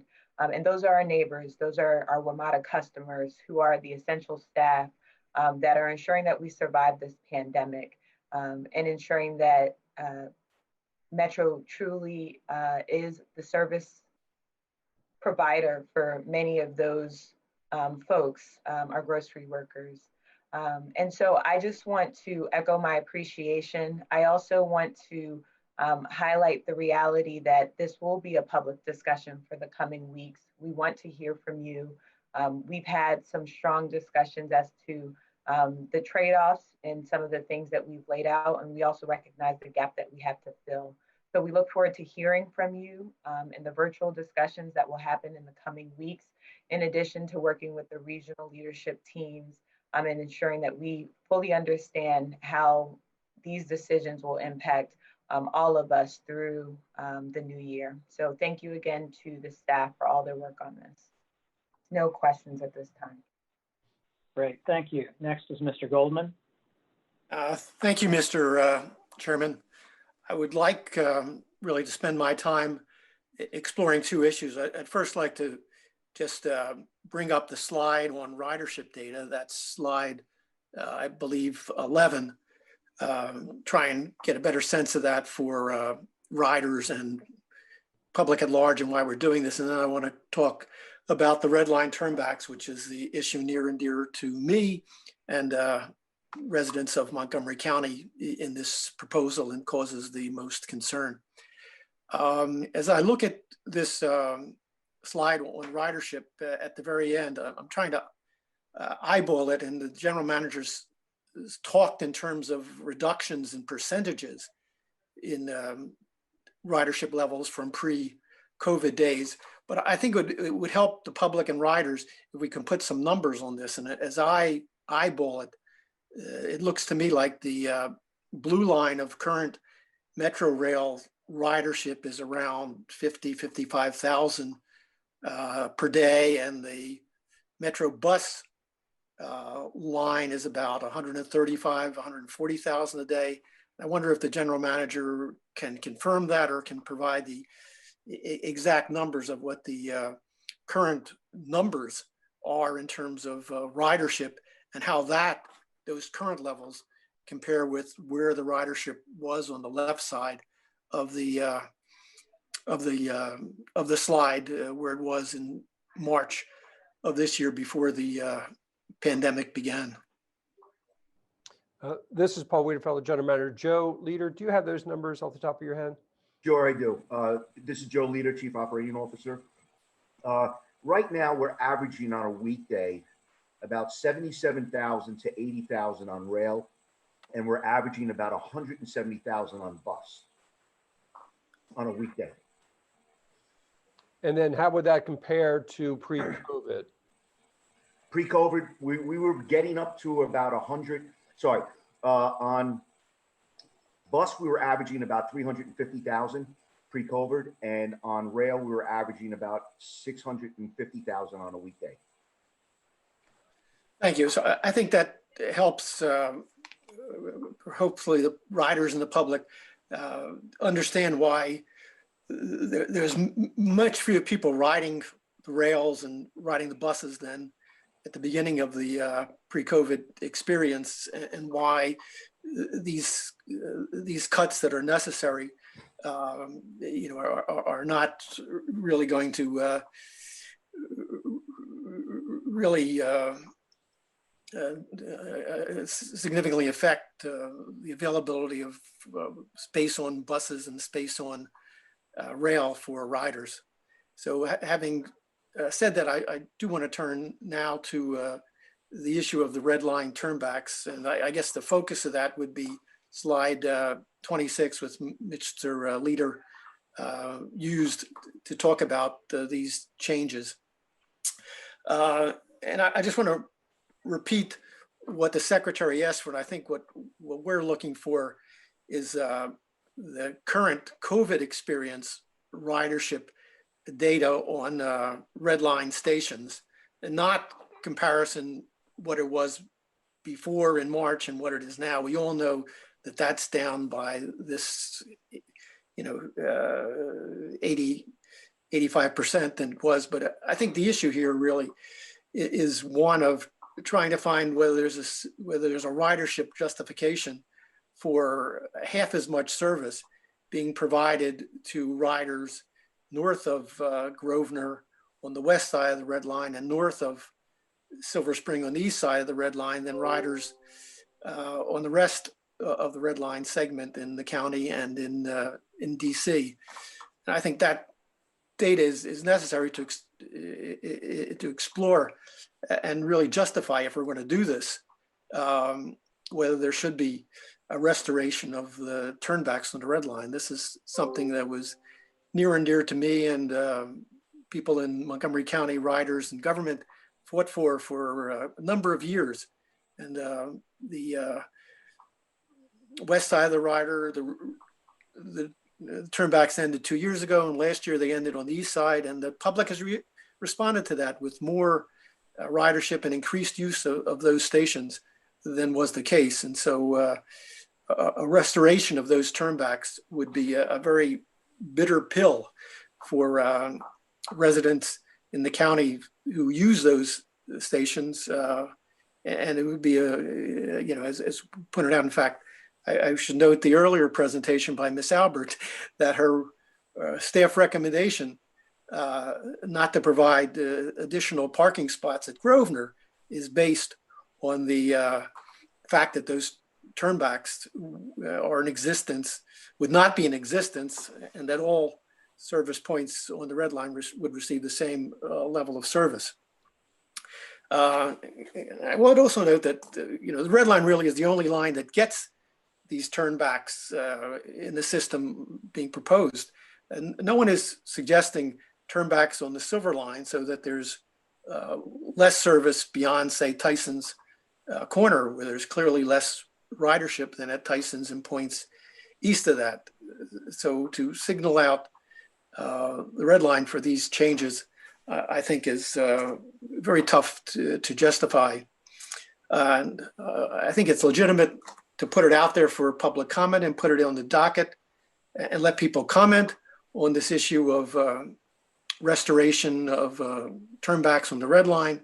But I've got to tell you right now that unless there's a clear ridership justification for less service north of Grosvenor and less service north of Silver Spring, when this comes back to the board in November for final approval, I will be opposing these restoration of red line changes.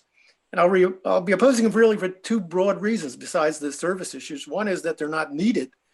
We're putting out for public comment 170 million in service cuts and employee reductions that flow from that. But the budget gap is only 140 million for these cuts. So we have 30 million that we're putting out for consideration that we don't need at the end of the day in terms of balancing this budget for fiscal year 21. And in addition, the savings that would result from restoration, return of red line turnbacks of 2.8 billion is really a small change in the 2 billion overall operating budget that Metro operates under. Final point that I just want to make is that it seems to me that staff has here taken an easy solution to find a rationale for cuts of a small amount. And it's picked on the red line turnbacks because it's been done before and it's operationally easy to calculate what the cost would be. But I would urge the board and the staff to be a little more creative here and to look at other ways if they really want to save money on the red line. Maybe instead of turnbacks, maybe another way to approach this problem is really just to make the headways on the red line 6.5 minutes. And by doing so, you would lead less trains on the red line throughout the day, longer headways, and you need less operators. And so this might be another way to skin the cat and save some money on the red line if that's what the board decides it needs to do, but while maintaining equity for all residents of Montgomery County and all those using red line stops with a common level of headway throughout the system of perhaps 6.5 minutes or something in that range to save the same amount of money. So I guess the final comment I would make is that while we're saying that these changes are temporary, in the real world, my fear is that these changes that we will adopt for the second half of this fiscal year, January through June 2021, will become the baseline for what we do for the FY22 budget. And my fear is that we're not going to see such a significant return of riders to Metro Rail mainly, and less so to probably maybe more so with Metro Bus because of the way that people continue to have concerns about riding in subway cars, because employers will continue to urge telework, and because of the increased level of unemployment that will probably be affected by the continued closing of restaurants, hotels, and expected layoffs from government workers in the area. So we may find that what we're going to do here becomes the baseline for FY22, and continuing to have turnbacks on the red line for the next 6, 12, or 18 months, I must tell you, is unacceptable from my point of view, and I'm sure from the point of view of riders in Montgomery County and officials in Montgomery County. So I look forward to the staff's ability to come back with the data and perhaps some more creative ways to address their problem. And I thank you, Mr. Chairman, for giving me the time to talk about the red line turnbacks this morning. Thank you. Thanks, Mr. Goldman. And just to remind all board members, if anyone does want some alternatives to be considered before the board acts next week, then those other alternatives would need to be, I think in most cases, included in the public docket that goes out for comment. So if in fact there's some alternative that any of us want to pursue, we need to get those identified, analyzed, and put before the board for consideration next week. Next, Mr. Letourneau. Thank you, Mr. Chairman. So I'm a little disappointed in what I just heard from my colleague. If there was ever a moment to not be overtly parochial in our interest, it is this one, given the extreme disruption we've had on revenue. So when I look at this chart, what I see is that red line riders, the outer red line riders, will be receiving the same service as everybody else, except for the inner red line stations and certain blue, orange, silver inner stations. In fact, better service because the Saturday, Sunday frequencies are greater than they are for a lot of the orange, a lot of the blue, a lot of the silver, a lot of the yellow, and a lot of the green. The reality is the silver line from Wheelie, Reston to McLean has been where a lot of the growth has been on this system. The Wheelie Reston parking garage, for instance, consistently posts the highest occupancy on the system, or among the highest occupancy, and before the pandemic was frequently reaching capacity.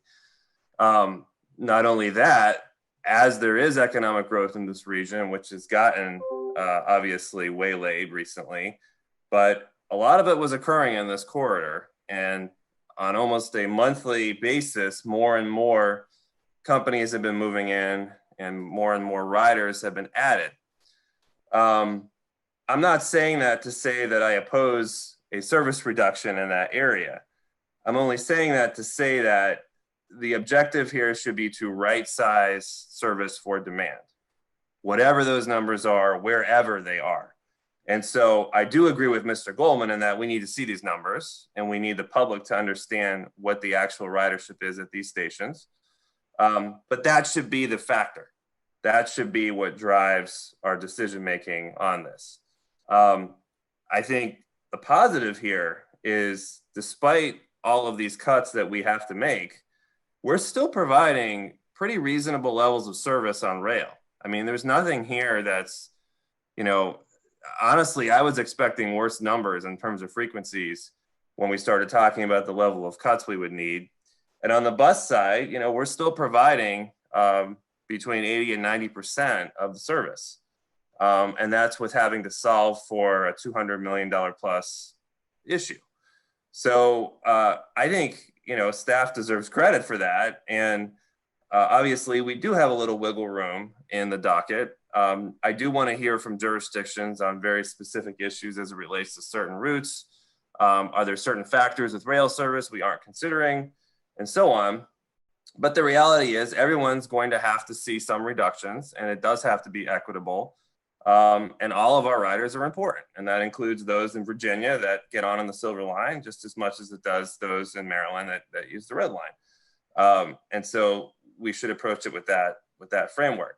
The final thing I'll say is, while I do have some optimism, I'll say, about the level of service we provide, it is still a sobering day and a difficult day when we have to put on the table the level of layoffs that are on the table, which is over 1,700 employees. And so those will be very difficult decisions and discussions that have to come forward here, provided we don't receive assistance from the federal government. But I don't want that to get lost here, because we can get wrapped up in numbers, but there are people behind those numbers, and this is difficult. This is very difficult for us. And finally, as difficult as this is, if there's no help coming by the time we get into fiscal year 22, then it becomes an exceptionally difficult conversation with dramatic cuts coming to the system. And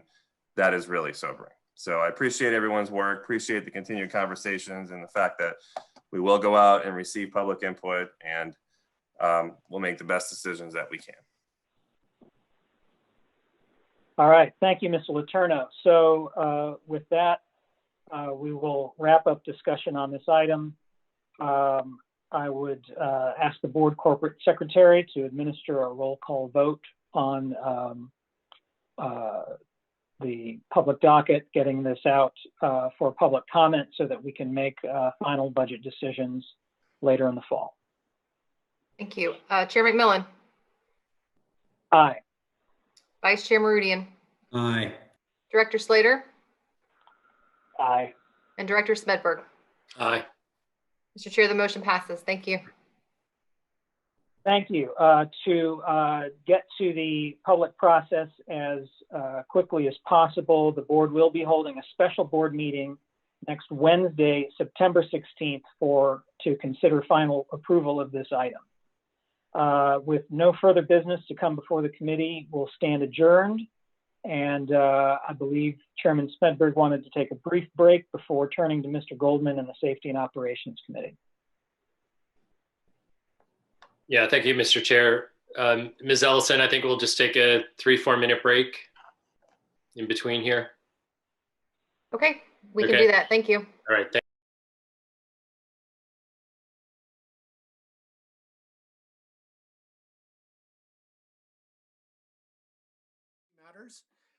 My name is Michael Goldman. I'm the chair of the Safety and Operations Committee of the WMATA Board.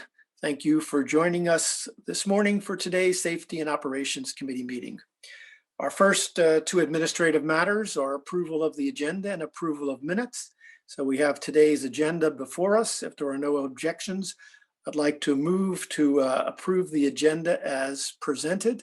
So I would ask any of the 4 members of the committee whether they have any objection. No objections. No objection. Thank you. Seeing none, the agenda is approved.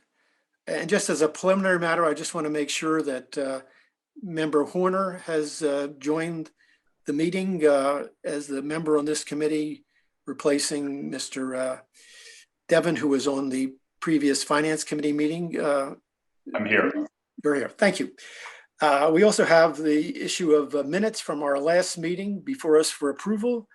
I trust that everyone has an opportunity to review minutes from our July 9th meeting. And so again, unless there are objections, we'll consider the minutes approved as presented. Are there any objections? Hearing none, we'll consider those minutes approved as well.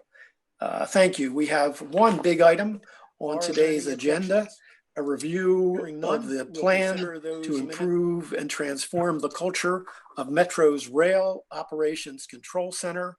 The acronym is ROCC, and I'll be referring to it as the ROC in the rest of my introduction.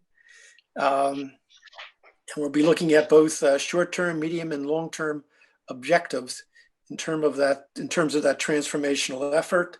We will also address this morning board members' questions regarding the Washington Metro Rail Safety Commission release this week of its final ROC audit, which has been a key impetus for this effort on WMATA's part on ROC cultural change. I'll now ask Messrs. Leader and Johnson to begin their presentation. And please remember to introduce yourself with your title for the benefit of riders and the public. Thank you, Mr. Leader and Mr. Johnson. Mr. Goldman, this is Paul Wiedefeld, the General Manager. If I could just make a few opening comments before turning it over to Jamie, if I could. Since Chair Smedberg and I committed to fundamentally changing the culture of the ROC, in a letter we sent to the Washington Metro Rail Safety Commission in May 27th of this year, we've advanced a top-to-bottom reform program for the ROC. Our goal is ambitious but achievable: to transform the ROC into a safety model for the industry. That transformation began early this summer with important changes in training, operational processes, and organizational management. It also includes engaging an executive recruiter to conduct a national search for a new ROC director.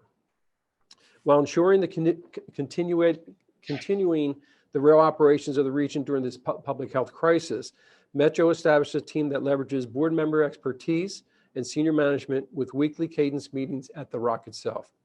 This effort is being led by Jamie Johnson, who is about to present, with the support of 3 consulting firms to create a strategic plan for the change management, which you'll go through. I want to thank alternate board member Devin Rouse for his very good counsel during these weekly meetings, and Jamie Johnson for helping me pull together a strategic plan that will bring about immediate and permanent changes where they're most needed. So with that, I would like to introduce Jamie Johnson. Thank you very much, Mr. Wiedefeld. Thank you, Mr. Chairman and members of this committee. I'm just about to share my screen. Stand by.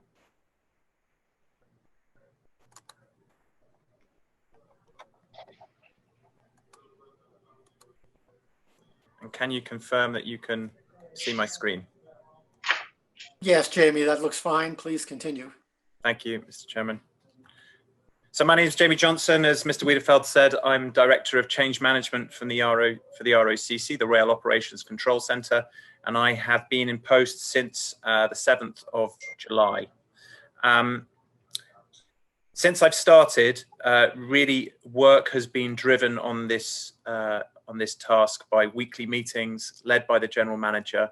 And I firstly wanted to thank not only Devin Rouse, but also other members of the board who have attended the ROCC to understand the problems that we face here. So many thanks to them.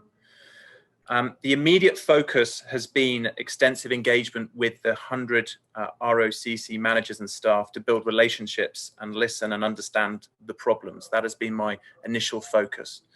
One of the first steps has been to set a direction and ambition for the department, setting a mission, code of conduct, and the vision that you see here on this slide. Our people are at the center of what we do. We are a world-class, safety-driven control center and the best place to work in Metro. That is where we aspire to be in the coming months and years. And that's where we want to remain once we get there. And in order to tackle this challenge, I've divided our activities into 5 key areas, which are outlined here on the slide. And for this presentation, I'd like to explain how the short, medium, and long-term plans look in these 5 different focus areas. What I want to say at this point is that the Washington Metro Rail Safety Commission report that was published this week very much falls, the 21 findings do fall within these 5 areas, and we are already responding at pace to those findings. But it's encouraging that we are tackling the right areas, and this audit just provides more focus and more attention to the specific problems.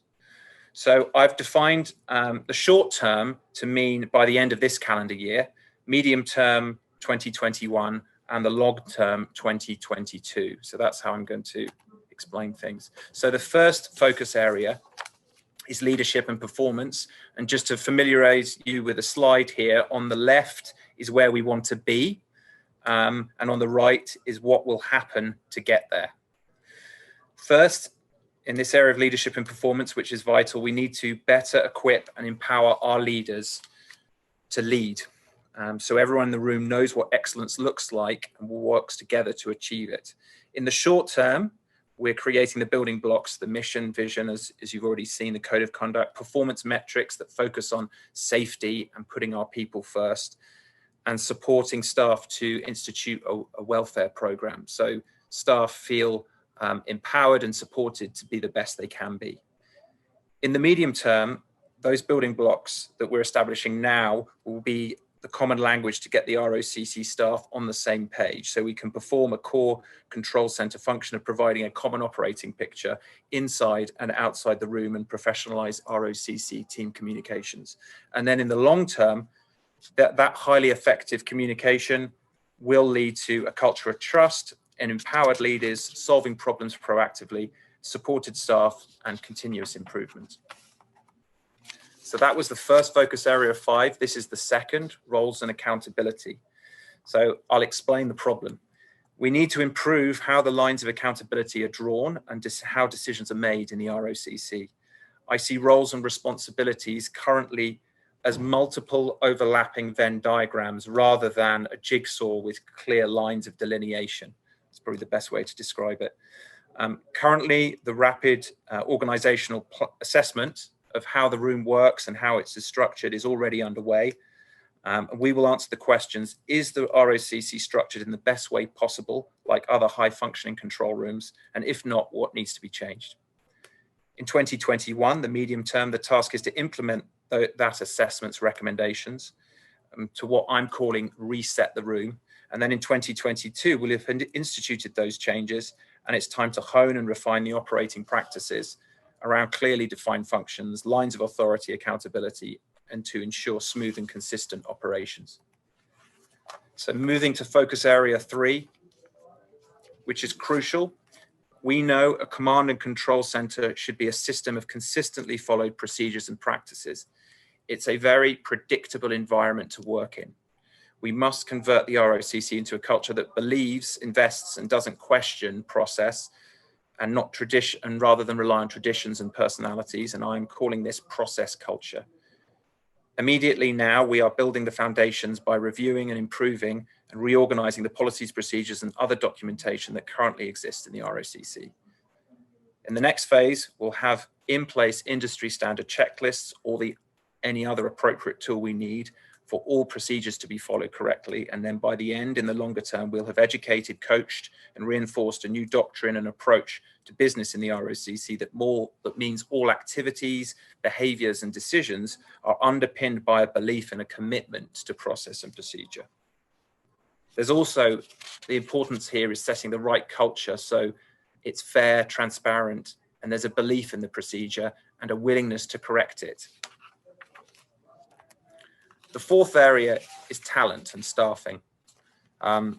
Much has been achieved to recruit and hire ROCC staff from outside Metro, and the ROCC is on track to be fully staffed for the Silver Line extension when it opens.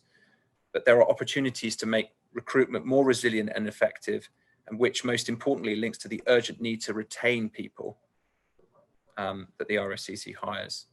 So in 2020 now, we'll not just get a new permanent director in post, as the general manager mentioned, but build and launch a new plan to recruit and retain ROCC staff.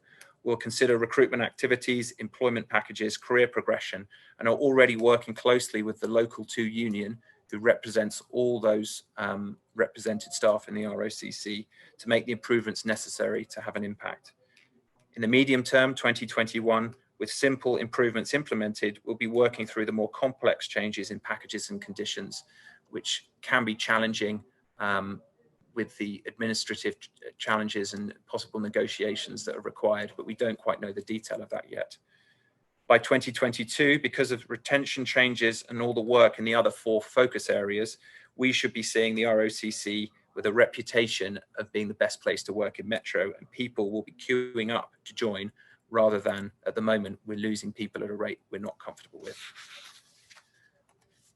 So lastly, focus area 5 of 5 is training. It's not only in the classroom where we need to improve quality and performance, which we are going to do, but in a formulaic and predictable environment like a control center, as I said, we must embed simulations and drills in our everyday, so excellent execution becomes second nature. Already in the short term, we're reviewing controller classroom training, investing heavily in equipping managers to succeed in piloting and refining skill drills for all staff to train and practice continuously on a regular basis.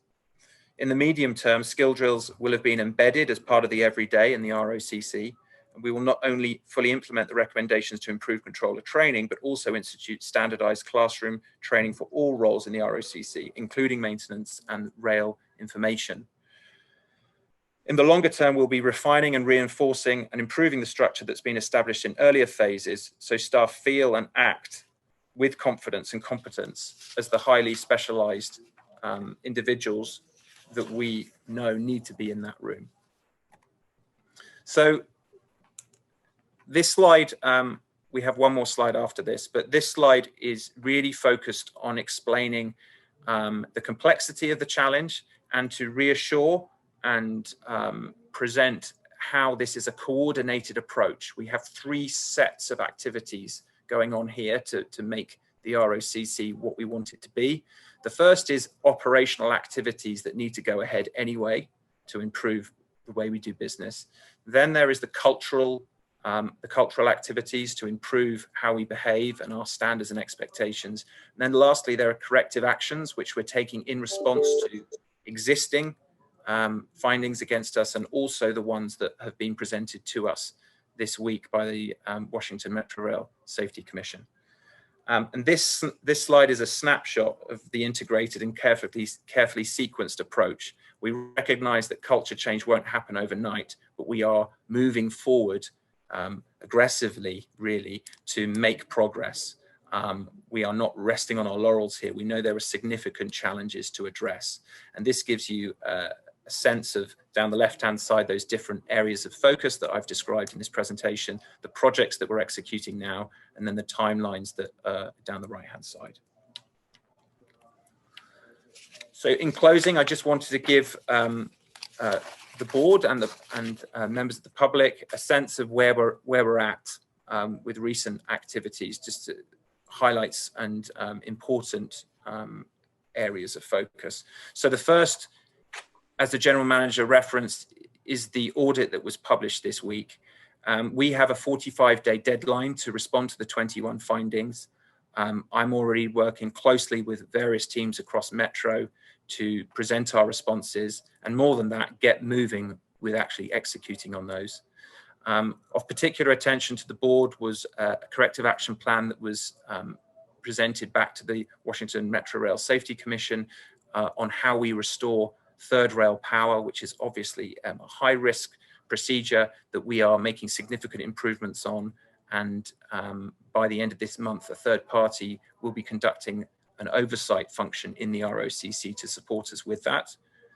So that's moving forward well. In the area of leadership and performance, that first focus area, one-on-ones with all our staff are taking place, which is a foundational step to improve trust between managers and the front line.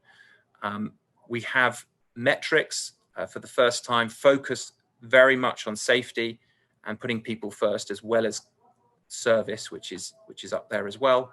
I've mentioned the mission, vision, and the manager's codes of conduct. Number 3 here is roles and accountability. As I've said, an organizational assessment has been launched, and we're focusing on communication, roles and responsibilities, and how workload is distributed. That's moving ahead. Number 4 is training. We're already working, as I said, on reviewing the controller training, which is obviously a foundational piece of the training program here in the ROCC. But I'm focusing particularly on the superintendents, providing them with skills workshops and a coaching program to give the confidence and competence to manage. Number 5 is talent. The general manager covered that. The ROCC director, the search for the ROCC director is progressing. And then lastly, communications. We are very committed, the general manager downwards, to sharing as much information as possible. So there is no sense that people don't know what's happening in our response. And on a bi-weekly basis, members of the board should be receiving the ROCC report, which provides you updates on what we're doing. And that I know is also published by the Washington Metro Rail Safety Commission on their website. So that's accessible to everyone. This is a very transparent and an open process. So in conclusion, we have a big challenge to face. We're moving on it. And this audit this week has not been easy for the staff to read, but we are already tackling the issues that it's presented. So I will now conclude my presentation for questions. Thank you, Mr. Johnson. And I'm sure that I and other board members will have questions on your particular slides, but I think first, I think I'd like to address, and other board members would like to address the sort of the elephant in the room, and that's the Metro Rail Safety Commission's ROC audit that was released earlier this week. That 50-page report really presents a damning picture of ROC operations with some findings that I find very disturbing for a public agency in the year 2020. Front and center for this board and for me personally is the safety of our rail riders, and a functioning ROC imbued with a safety culture is critical to that. I think we would all agree. And with ridership now at 10 or 15% of pre-COVID levels, we now have a tremendous opportunity to use this period of time while demand is low to try and get it right and get the ROC right. So I want to encourage management, I want to encourage the general manager and you personally to use this COVID opportunity, so to speak, to meaning accelerate the process and try to fix the ROC before ridership returns and before we really have a concern for the safety of our riders. I want to list 4 of the findings from the audit that are especially troubling to me, and to give the general manager, you, Mr. Leader, Ms. Impastato, other management on the call, an opportunity to respond and provide any specific reactions or comments. And so those 4 are as follows, and they come directly from the executive summary for ease of reference of the ROC audit. First one, quote, racial and sexual comments, harassment, and other unprofessional behavior are a part of the control center's environment and must be rooted out as a part of plans to address a toxic workplace culture. Second, ROC managers have attempted to manipulate safety event investigations and have baselessly threatened controllers with arrest or termination for no apparent reason. Third, this, referring to those findings, contributes to a high rate of staff turnover in the ROC, critical staffing shortages that continue to affect operations, and a lack of institutional knowledge that could help address safety challenges and emergency situations. And finally, and again, these are just the ones that concern me the most right now. Quote, failure to follow fatigue management procedures leads to controllers working more shifts or longer shifts than allowed under the policy, creating risk of reduced alertness, awareness, and readiness. This includes multiple instances of employees working 20 days or more without a day off, unquote. So I would give the general manager, the chief operating officer, Ms. Impastato, just an opportunity to react to those findings from the ROC audit by the Metro Rail Safety Commission, and any other findings there that you want to address in this meeting of the committee this morning. So I don't know if that's the general manager, Ms. Impastato, or you, Mr. Johnson, that which wants to respond to those findings from the Safety Commission. Understood. Mr. Wiedefeld, you're on mute. Sorry about that. Excuse me. Mr. Chairman, if I could address the first 2 and others can address the final 2. In terms of anything, in terms of race, sexual harassment, any type of harassment is unacceptable in the agency.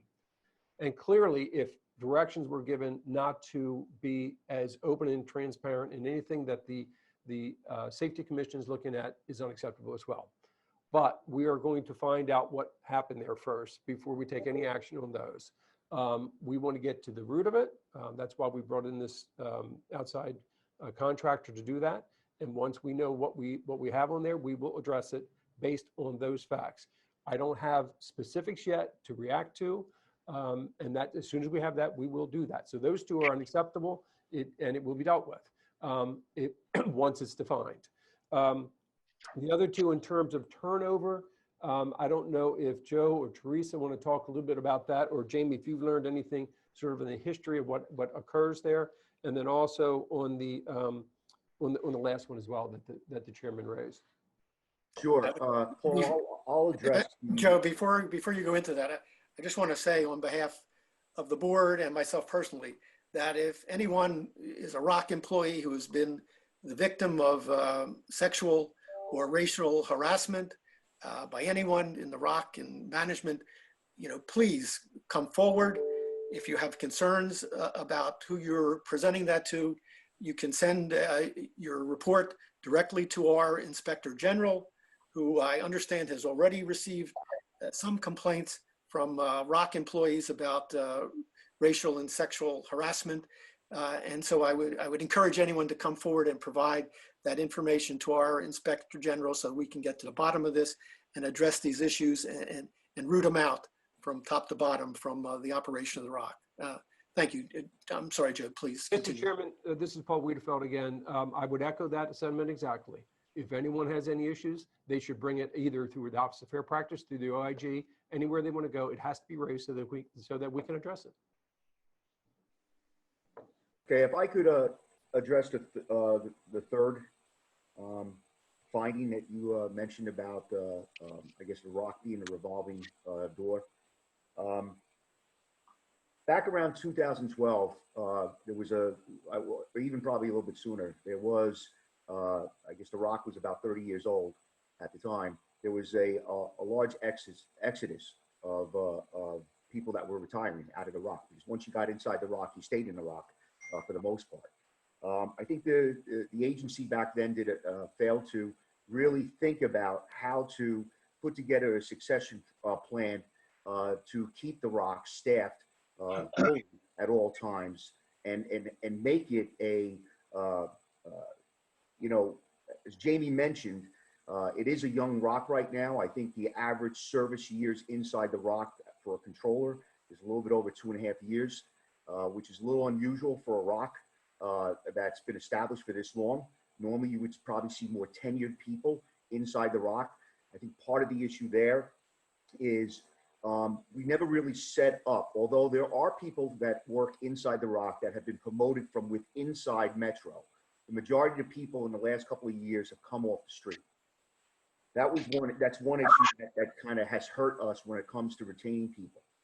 The second thing that happened there is, at one point, controllers in the BOC, which is the Bus Operations Control Center, were made the same level, okay, as a OCC or an operations center, which should never have happened, because the responsibility of a controller inside the ROC is much greater, because they have more things to handle than a bus controller would have, because they don't control the streets. All they really control is the operator and the bus, where a ROC controller has to deal with the infrastructure issues that are involved, the train issues, okay, as well as the train operators. We have now cleared that, and we have now made that a little bit higher. We've tried some retention inside the ROC, and I have to tell you, it is not a normal job. You have to have a certain skin, and when I say that, you have to have a certain demeanor to be inside that ROC, because a lot of times the day will go by where they are communicating over the radio, and it's just normal things, and then all of a sudden it's like being on a rescue in a fire department. All of a sudden all hell breaks loose, and you have to react to it, and you have to make split decisions. I think some people that have come into the ROC who were never exposed to transportation before did not realize what they were doing, because we've had some people within the first year of getting out of training leave. Okay. Could it be part of the culture? It could be. Or could it be that person just didn't want to have that job anymore? There's many reasons why people have left. I think what we've tried to do is make the job much higher. I know Jamie mentioned we have to look at the salaries. We have to probably look to make sure that we have it at a high enough salaries that we can retain people. And then we have to change the culture inside the Rock. So I think it's a combination of both to try and keep the people in here. What I believe is once we change the culture and once we get the salary at a place where people will stay, you're going to get a seasoned Rock.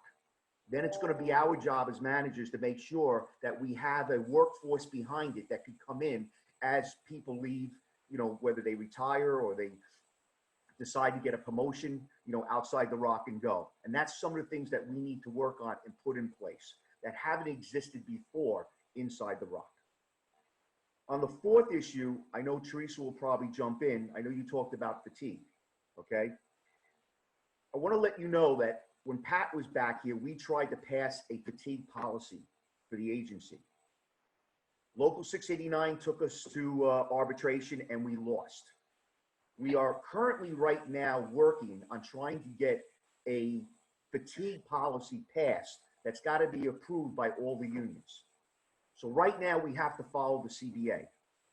So right now when it comes to a controller, okay, we can't force them to work more than 12 hours, but there is no limit to the number of days in a row that they can work. We do monitor it, okay, and we try not to do it. I can tell you during COVID, the Rock got hit very early on, okay, with not only positives inside, but other members of the Rock being quarantined because they were in close proximity of the person that came in positive. And it was during that period of time, I believe, we probably had some people working extra days because we needed the cover. So we are following the CBA, which we have to do, okay? But we are also trying to engage the unions on coming up with what we believe is a fair fatigue policy. And I'll turn it over to Teresa if she would like to go into a little bit more detail.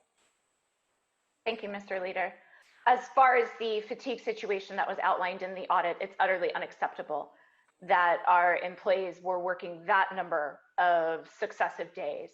And our current efforts to outline our fatigue risk management program have been looked at very closely to ensure that we don't have any type of an opportunity for a repeat occurrence.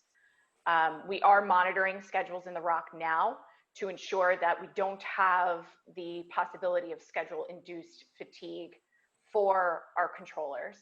And we are actively engaged in ongoing discussions with our labor organizations to design a fatigue risk management program that takes into account the latest science with regard to biostatistical analysis of our schedules, as well as opportunities for employees to control non-schedule induced fatigue.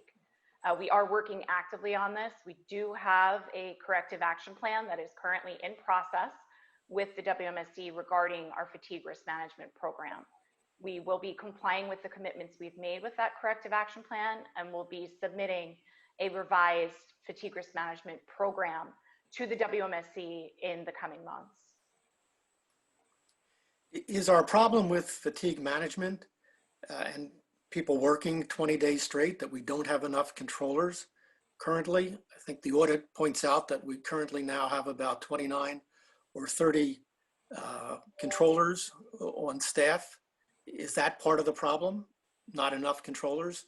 There are staffing resource constraints, especially during the pandemic. Those resource constraints became severe. I just want to add one other follow-up question there, and then I'll turn to other board members who I know have questions. But the Rock audit points out that to begin Silverline operations, Silverline 2 operations, we would need 50 controllers because of the need to staff a fourth desk position for the Silverline. So that means going from 30 controllers to 50.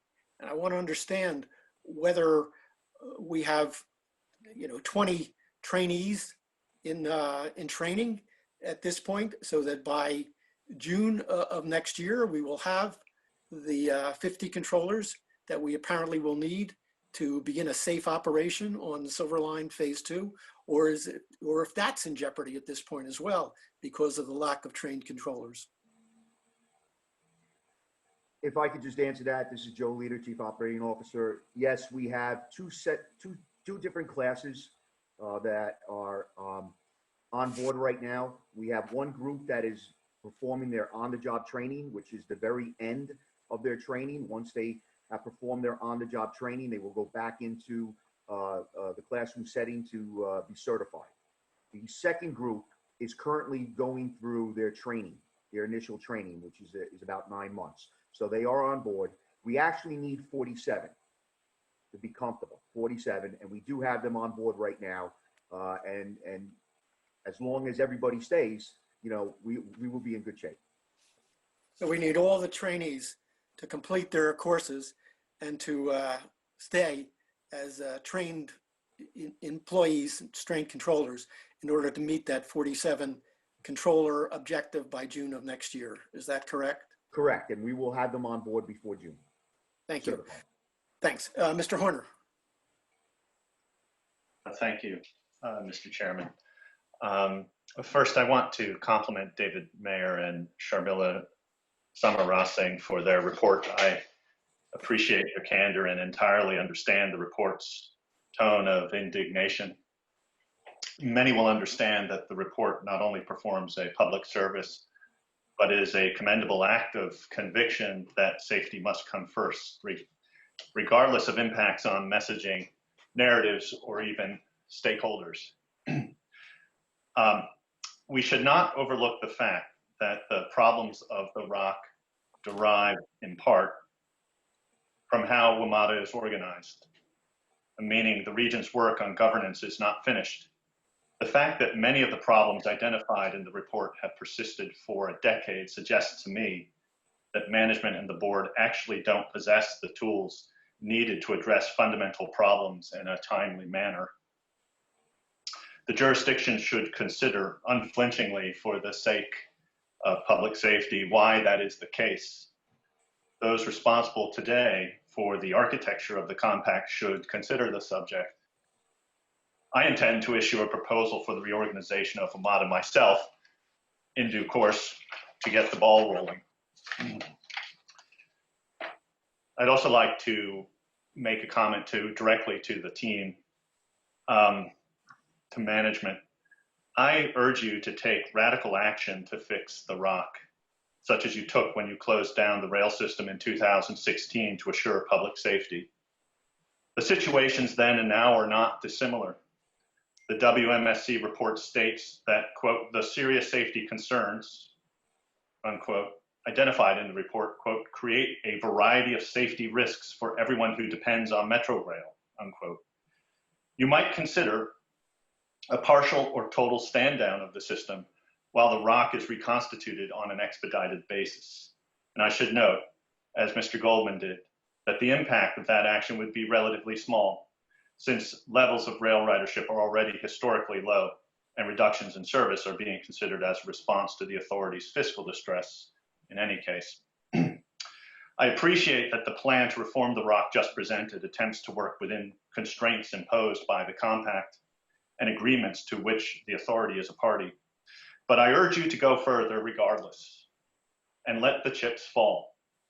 Now that the dysfunction of the ROC has been laid before the public, you would receive robust support from many quarters for decisive action. I wanted to finish by asking what I think is perhaps the most important question of the day, which is, under management's plan, how soon will the gravest deficiencies identified by the Safety Commission be rectified? Jamie, since you presented on the plan, why don't you tell us when the gravest deficiencies identified by the Safety Commission will be rectified? Absolutely. So the gravest, in my estimation, relate to safety. But in order to get to those problems, we have to have a management team, a superintendents and assistant superintendents in the ROCC who are confident and empowered to follow the procedures. So I believe that what the plan I laid out in the short term, you will be seeing changes in performance by the end of this year, if not sooner. And the length of the plan, where there is a medium term and a long term, relates to the fact that we've got to embed the change. Because as you've correctly identified, Mr. Horner, these problems have been around for a while, and the challenge is delivering lasting change, not just publishing a document and moving on, but following through to ensure behavior changes. So in the short term, change is going to happen, and we're going to be tackling these pressing safety issues. And then in the medium to long term, we're going to be reinforcing that so that it will last. Oh, thank you.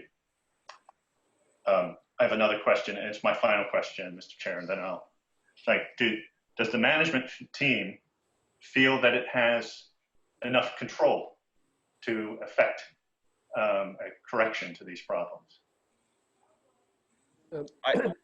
This is Paul Wiedefeld, General Manager, Mr. Chairman. Yes, the answer is yes. We have both internal and external resources attacking this. There is no lack of resources to do this. They're not easy things to address. They're not easy things to solve, but we're committed to it, and I believe we can get there. But you've raised some very interesting points, which is some of these things maybe will require doing things, institutionally or different than we've done in the past. But I think we need to get there. I don't want to assume anything right now, but I think that is a good point, that we have to keep very open mind of what does the future of this rock look like? Is it totally different than what we see today from an organizational management perspective? Thank you. Thank you, Mr. Horner. Member Gittebig. My questions will be brief. I just want to thank Mr. Johnson and honestly also Mr. Wiedefeld for your leadership. When I think about all that has happened in the Rock the last 9 months, it has been a very interesting time for WMATA, as we also think about the pandemic and everything else that we've been trying to address, even on transit equity. I want to also name what was shared, which was that there was a real decision in June to really start thinking through how we address and start to tackle the issues of the Rock before even this report and audit had come out. And then to make matters more interesting, the work that has been happening under Jamie's leadership is something that the board had been briefed on before this report. And so the timing for the audit and this presentation seems very apropos, but I would say that to some extent, I'm not sure if we can win for losing on the timing of all that we're trying to do to address the various challenges, budget, pandemic, transit equity, in addition to the challenges that we're seeing at the Rock. What I will say is that as a systems change strategist, culture eats strategy any day. And the focus on wanting to change the culture within the Rock takes time because you're dealing with people. And this is in addition to real leadership that needs to be changed. And I stand in agreement with many of the things that Mr. Goldman said, and even Mr. Horner, in terms of what this audit identified. All 21 are unacceptable. And I also recognize the need for people management. And I think that Mr. Wiedefeld, through the leadership also that Jamie is leading in this discussion, will also be more of a transformative systems change because we're focusing on the people and trying to ensure that we address what is also just a historical, we didn't necessarily create the pipeline of people who could be filling in the gaps along the process, in part because we were dealing with many of the other challenges. And we can do multiple things at multiple times. I think that you guys have helped to show us the balance of those things. And so I just want to thank you for this presentation. I look forward to asking more questions in executive session. I know that this is a challenging time all around, but I also just want to encourage the staff who are working at the Rock that a portion of our role here is to make sure that we are putting in policies in place that support both the customers and the employees. And I want to thank you for what you have been doing to date and making the best of the situation. Thank you. Thank you. Before I turn to Member Letourneau, I'm going to ask for and take a 2-minute break. I'm losing power here, and I just have to get a charger so that we can complete the session. So we'll take a short break right now. Thank you.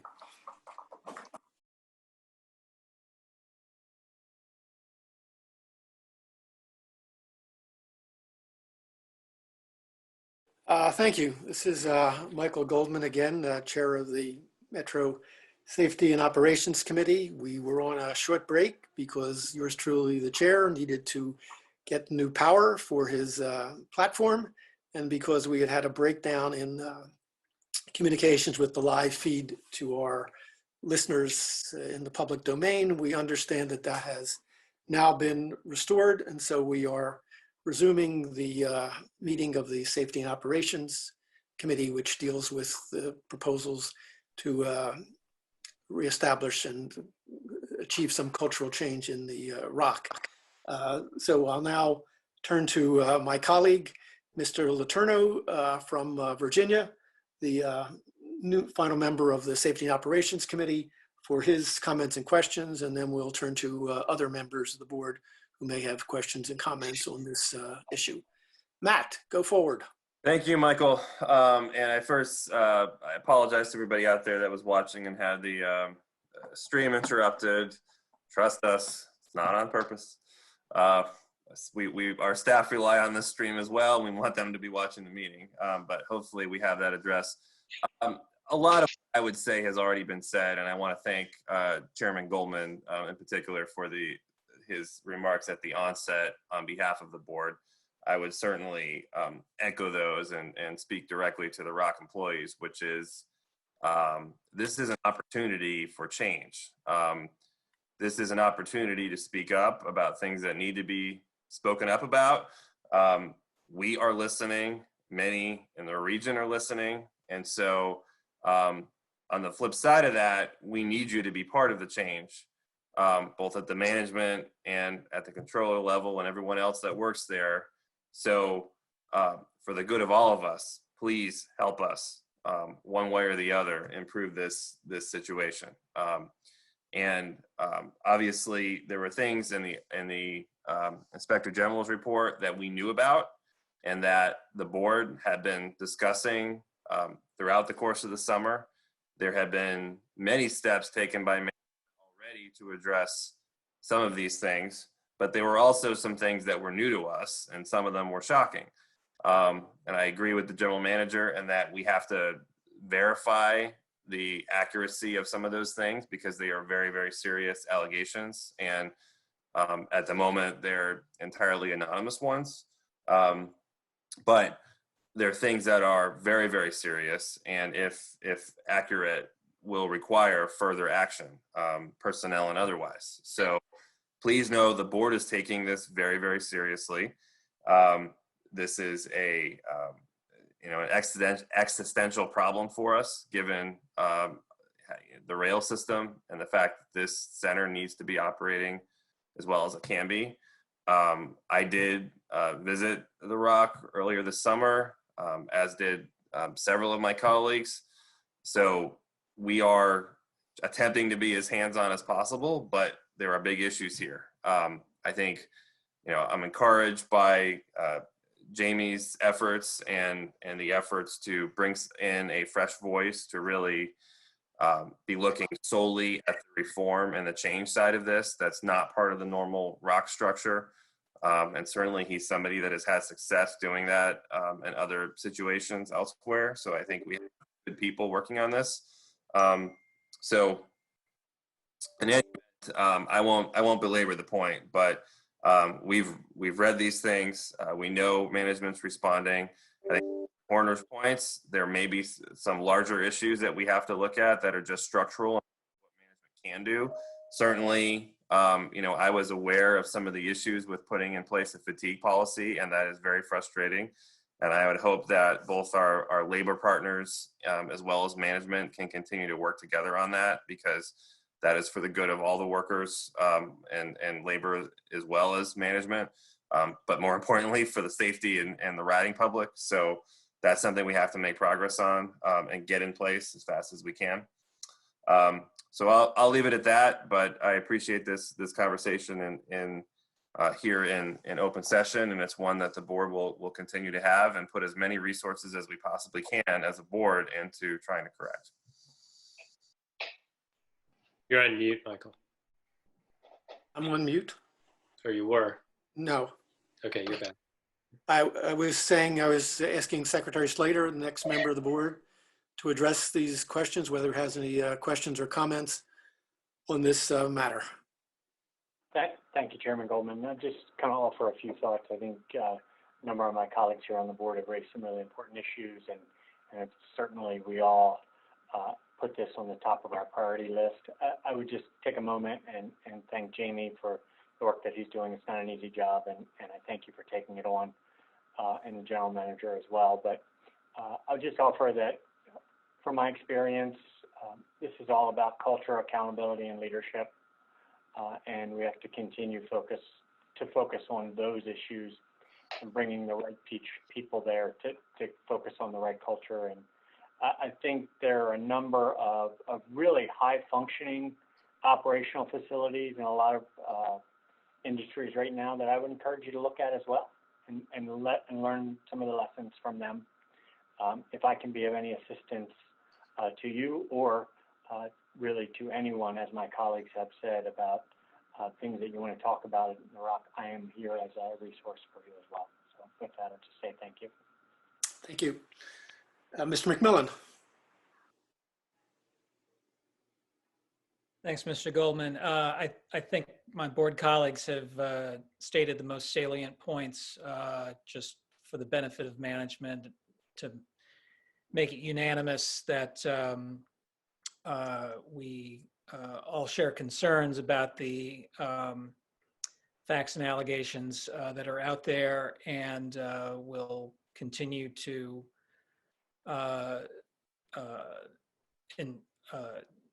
use our role to ensure that these are properly looked into and that the reforms and improvements that have been discussed so far are implemented vigorously, and that we get to a much better place in terms of functionality and safety in the ROC. Thank you. And Tristan Medberg. Thank you, Mr. Chairman. As Steve said, I think people have stated the most salient or made the most salient points now. I too appreciate Mr. Johnson's efforts here. We do take this extremely seriously, and I thank Ms. Gibbity for reminding folks that as early as May and June, we started talking about this and made it clear to the general manager how we felt. As I said earlier, we are getting a little impatient at the pace of progress, but I'm confident that we'll be able to make some good strides here. But I do have a couple, Mr. Johnson, just a couple quick questions. Who are you working with on these initiatives? Do you have a core team in place that is strategizing with you, or are you doing this on your own? No, I've been given a lot of support from the general manager, Joe Leader, and Shanita Wilkinson, who is my immediate direct report. I am working very closely with the ROCC management themselves, and that is Acting Director Alison Hall, and also the superintendents, as I've mentioned, who are a key part of instigating this cultural change. We've also brought on board some consultant support who have expertise in the areas that we need it.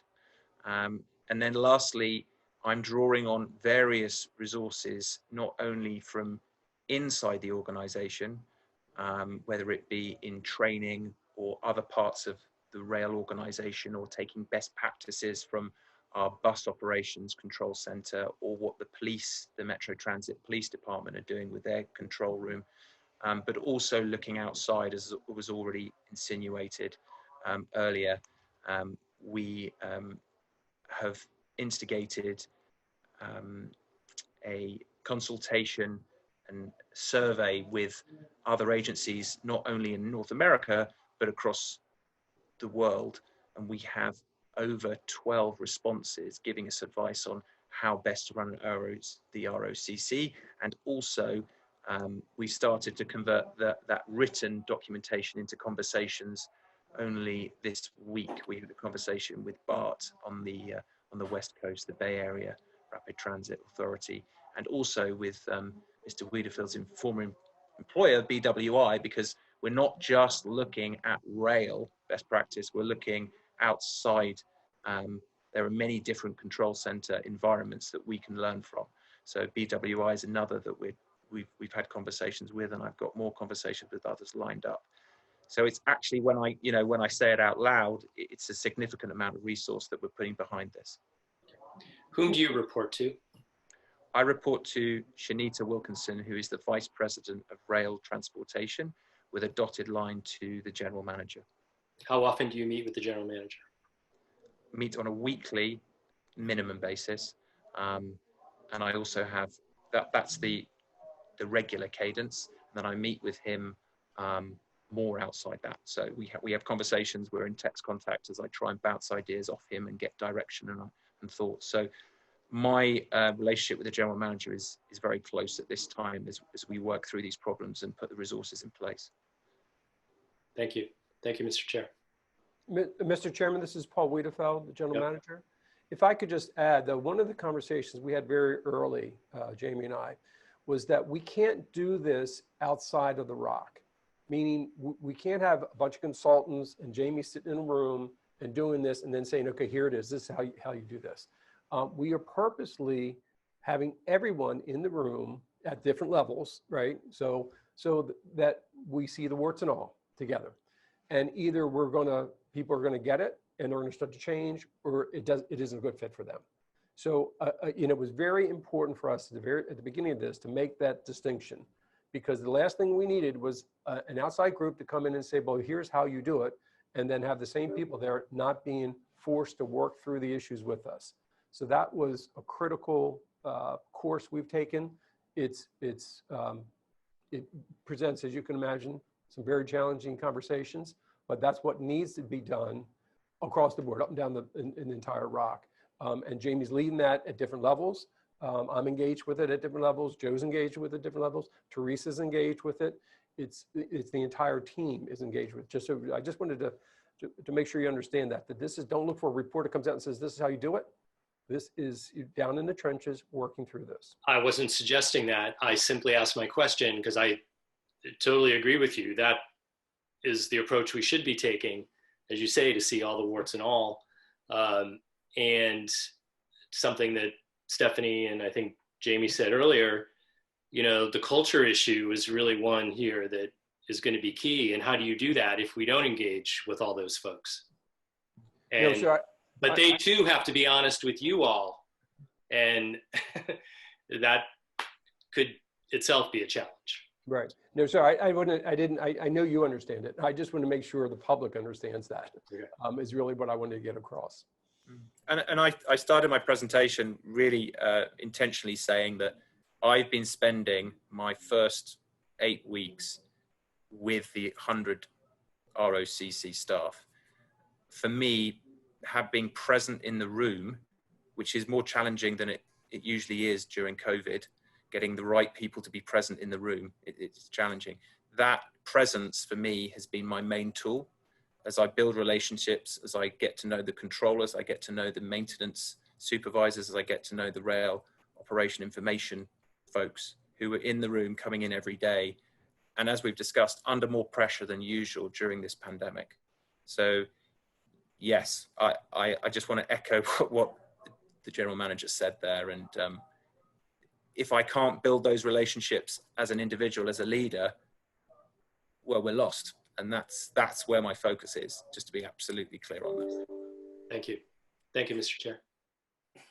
Jamie, in the course of our meeting today, your slides have gotten overtaken by the Safety Commission's audit. So I do want to ask you a couple of questions about your slides so you don't go home scot-free without being grilled on what you presented to us. So let me just ask you two questions to address. In slide 3, could you address what are the clearly defined metrics that you talk about for tracking ROC progress?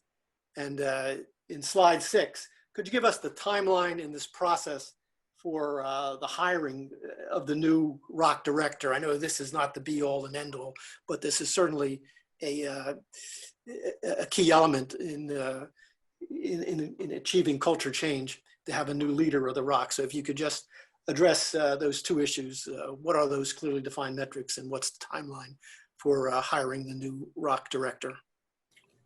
Sure, the second question first. Hiring the ROC director, the headhunter, the recruiter, joined us on the 10th of August, and it's our firm target to get someone on board by the end of the year latest, the end of the calendar year latest. If that can happen sooner, in November, early December, all the better. But you know, this search is pretty thorough, and we've got some resumes already under review, but they're still working on it. Your first question about metrics. So there are two sets of metrics that I'm working on. The first is about the team, getting the ROCC to work together as one room.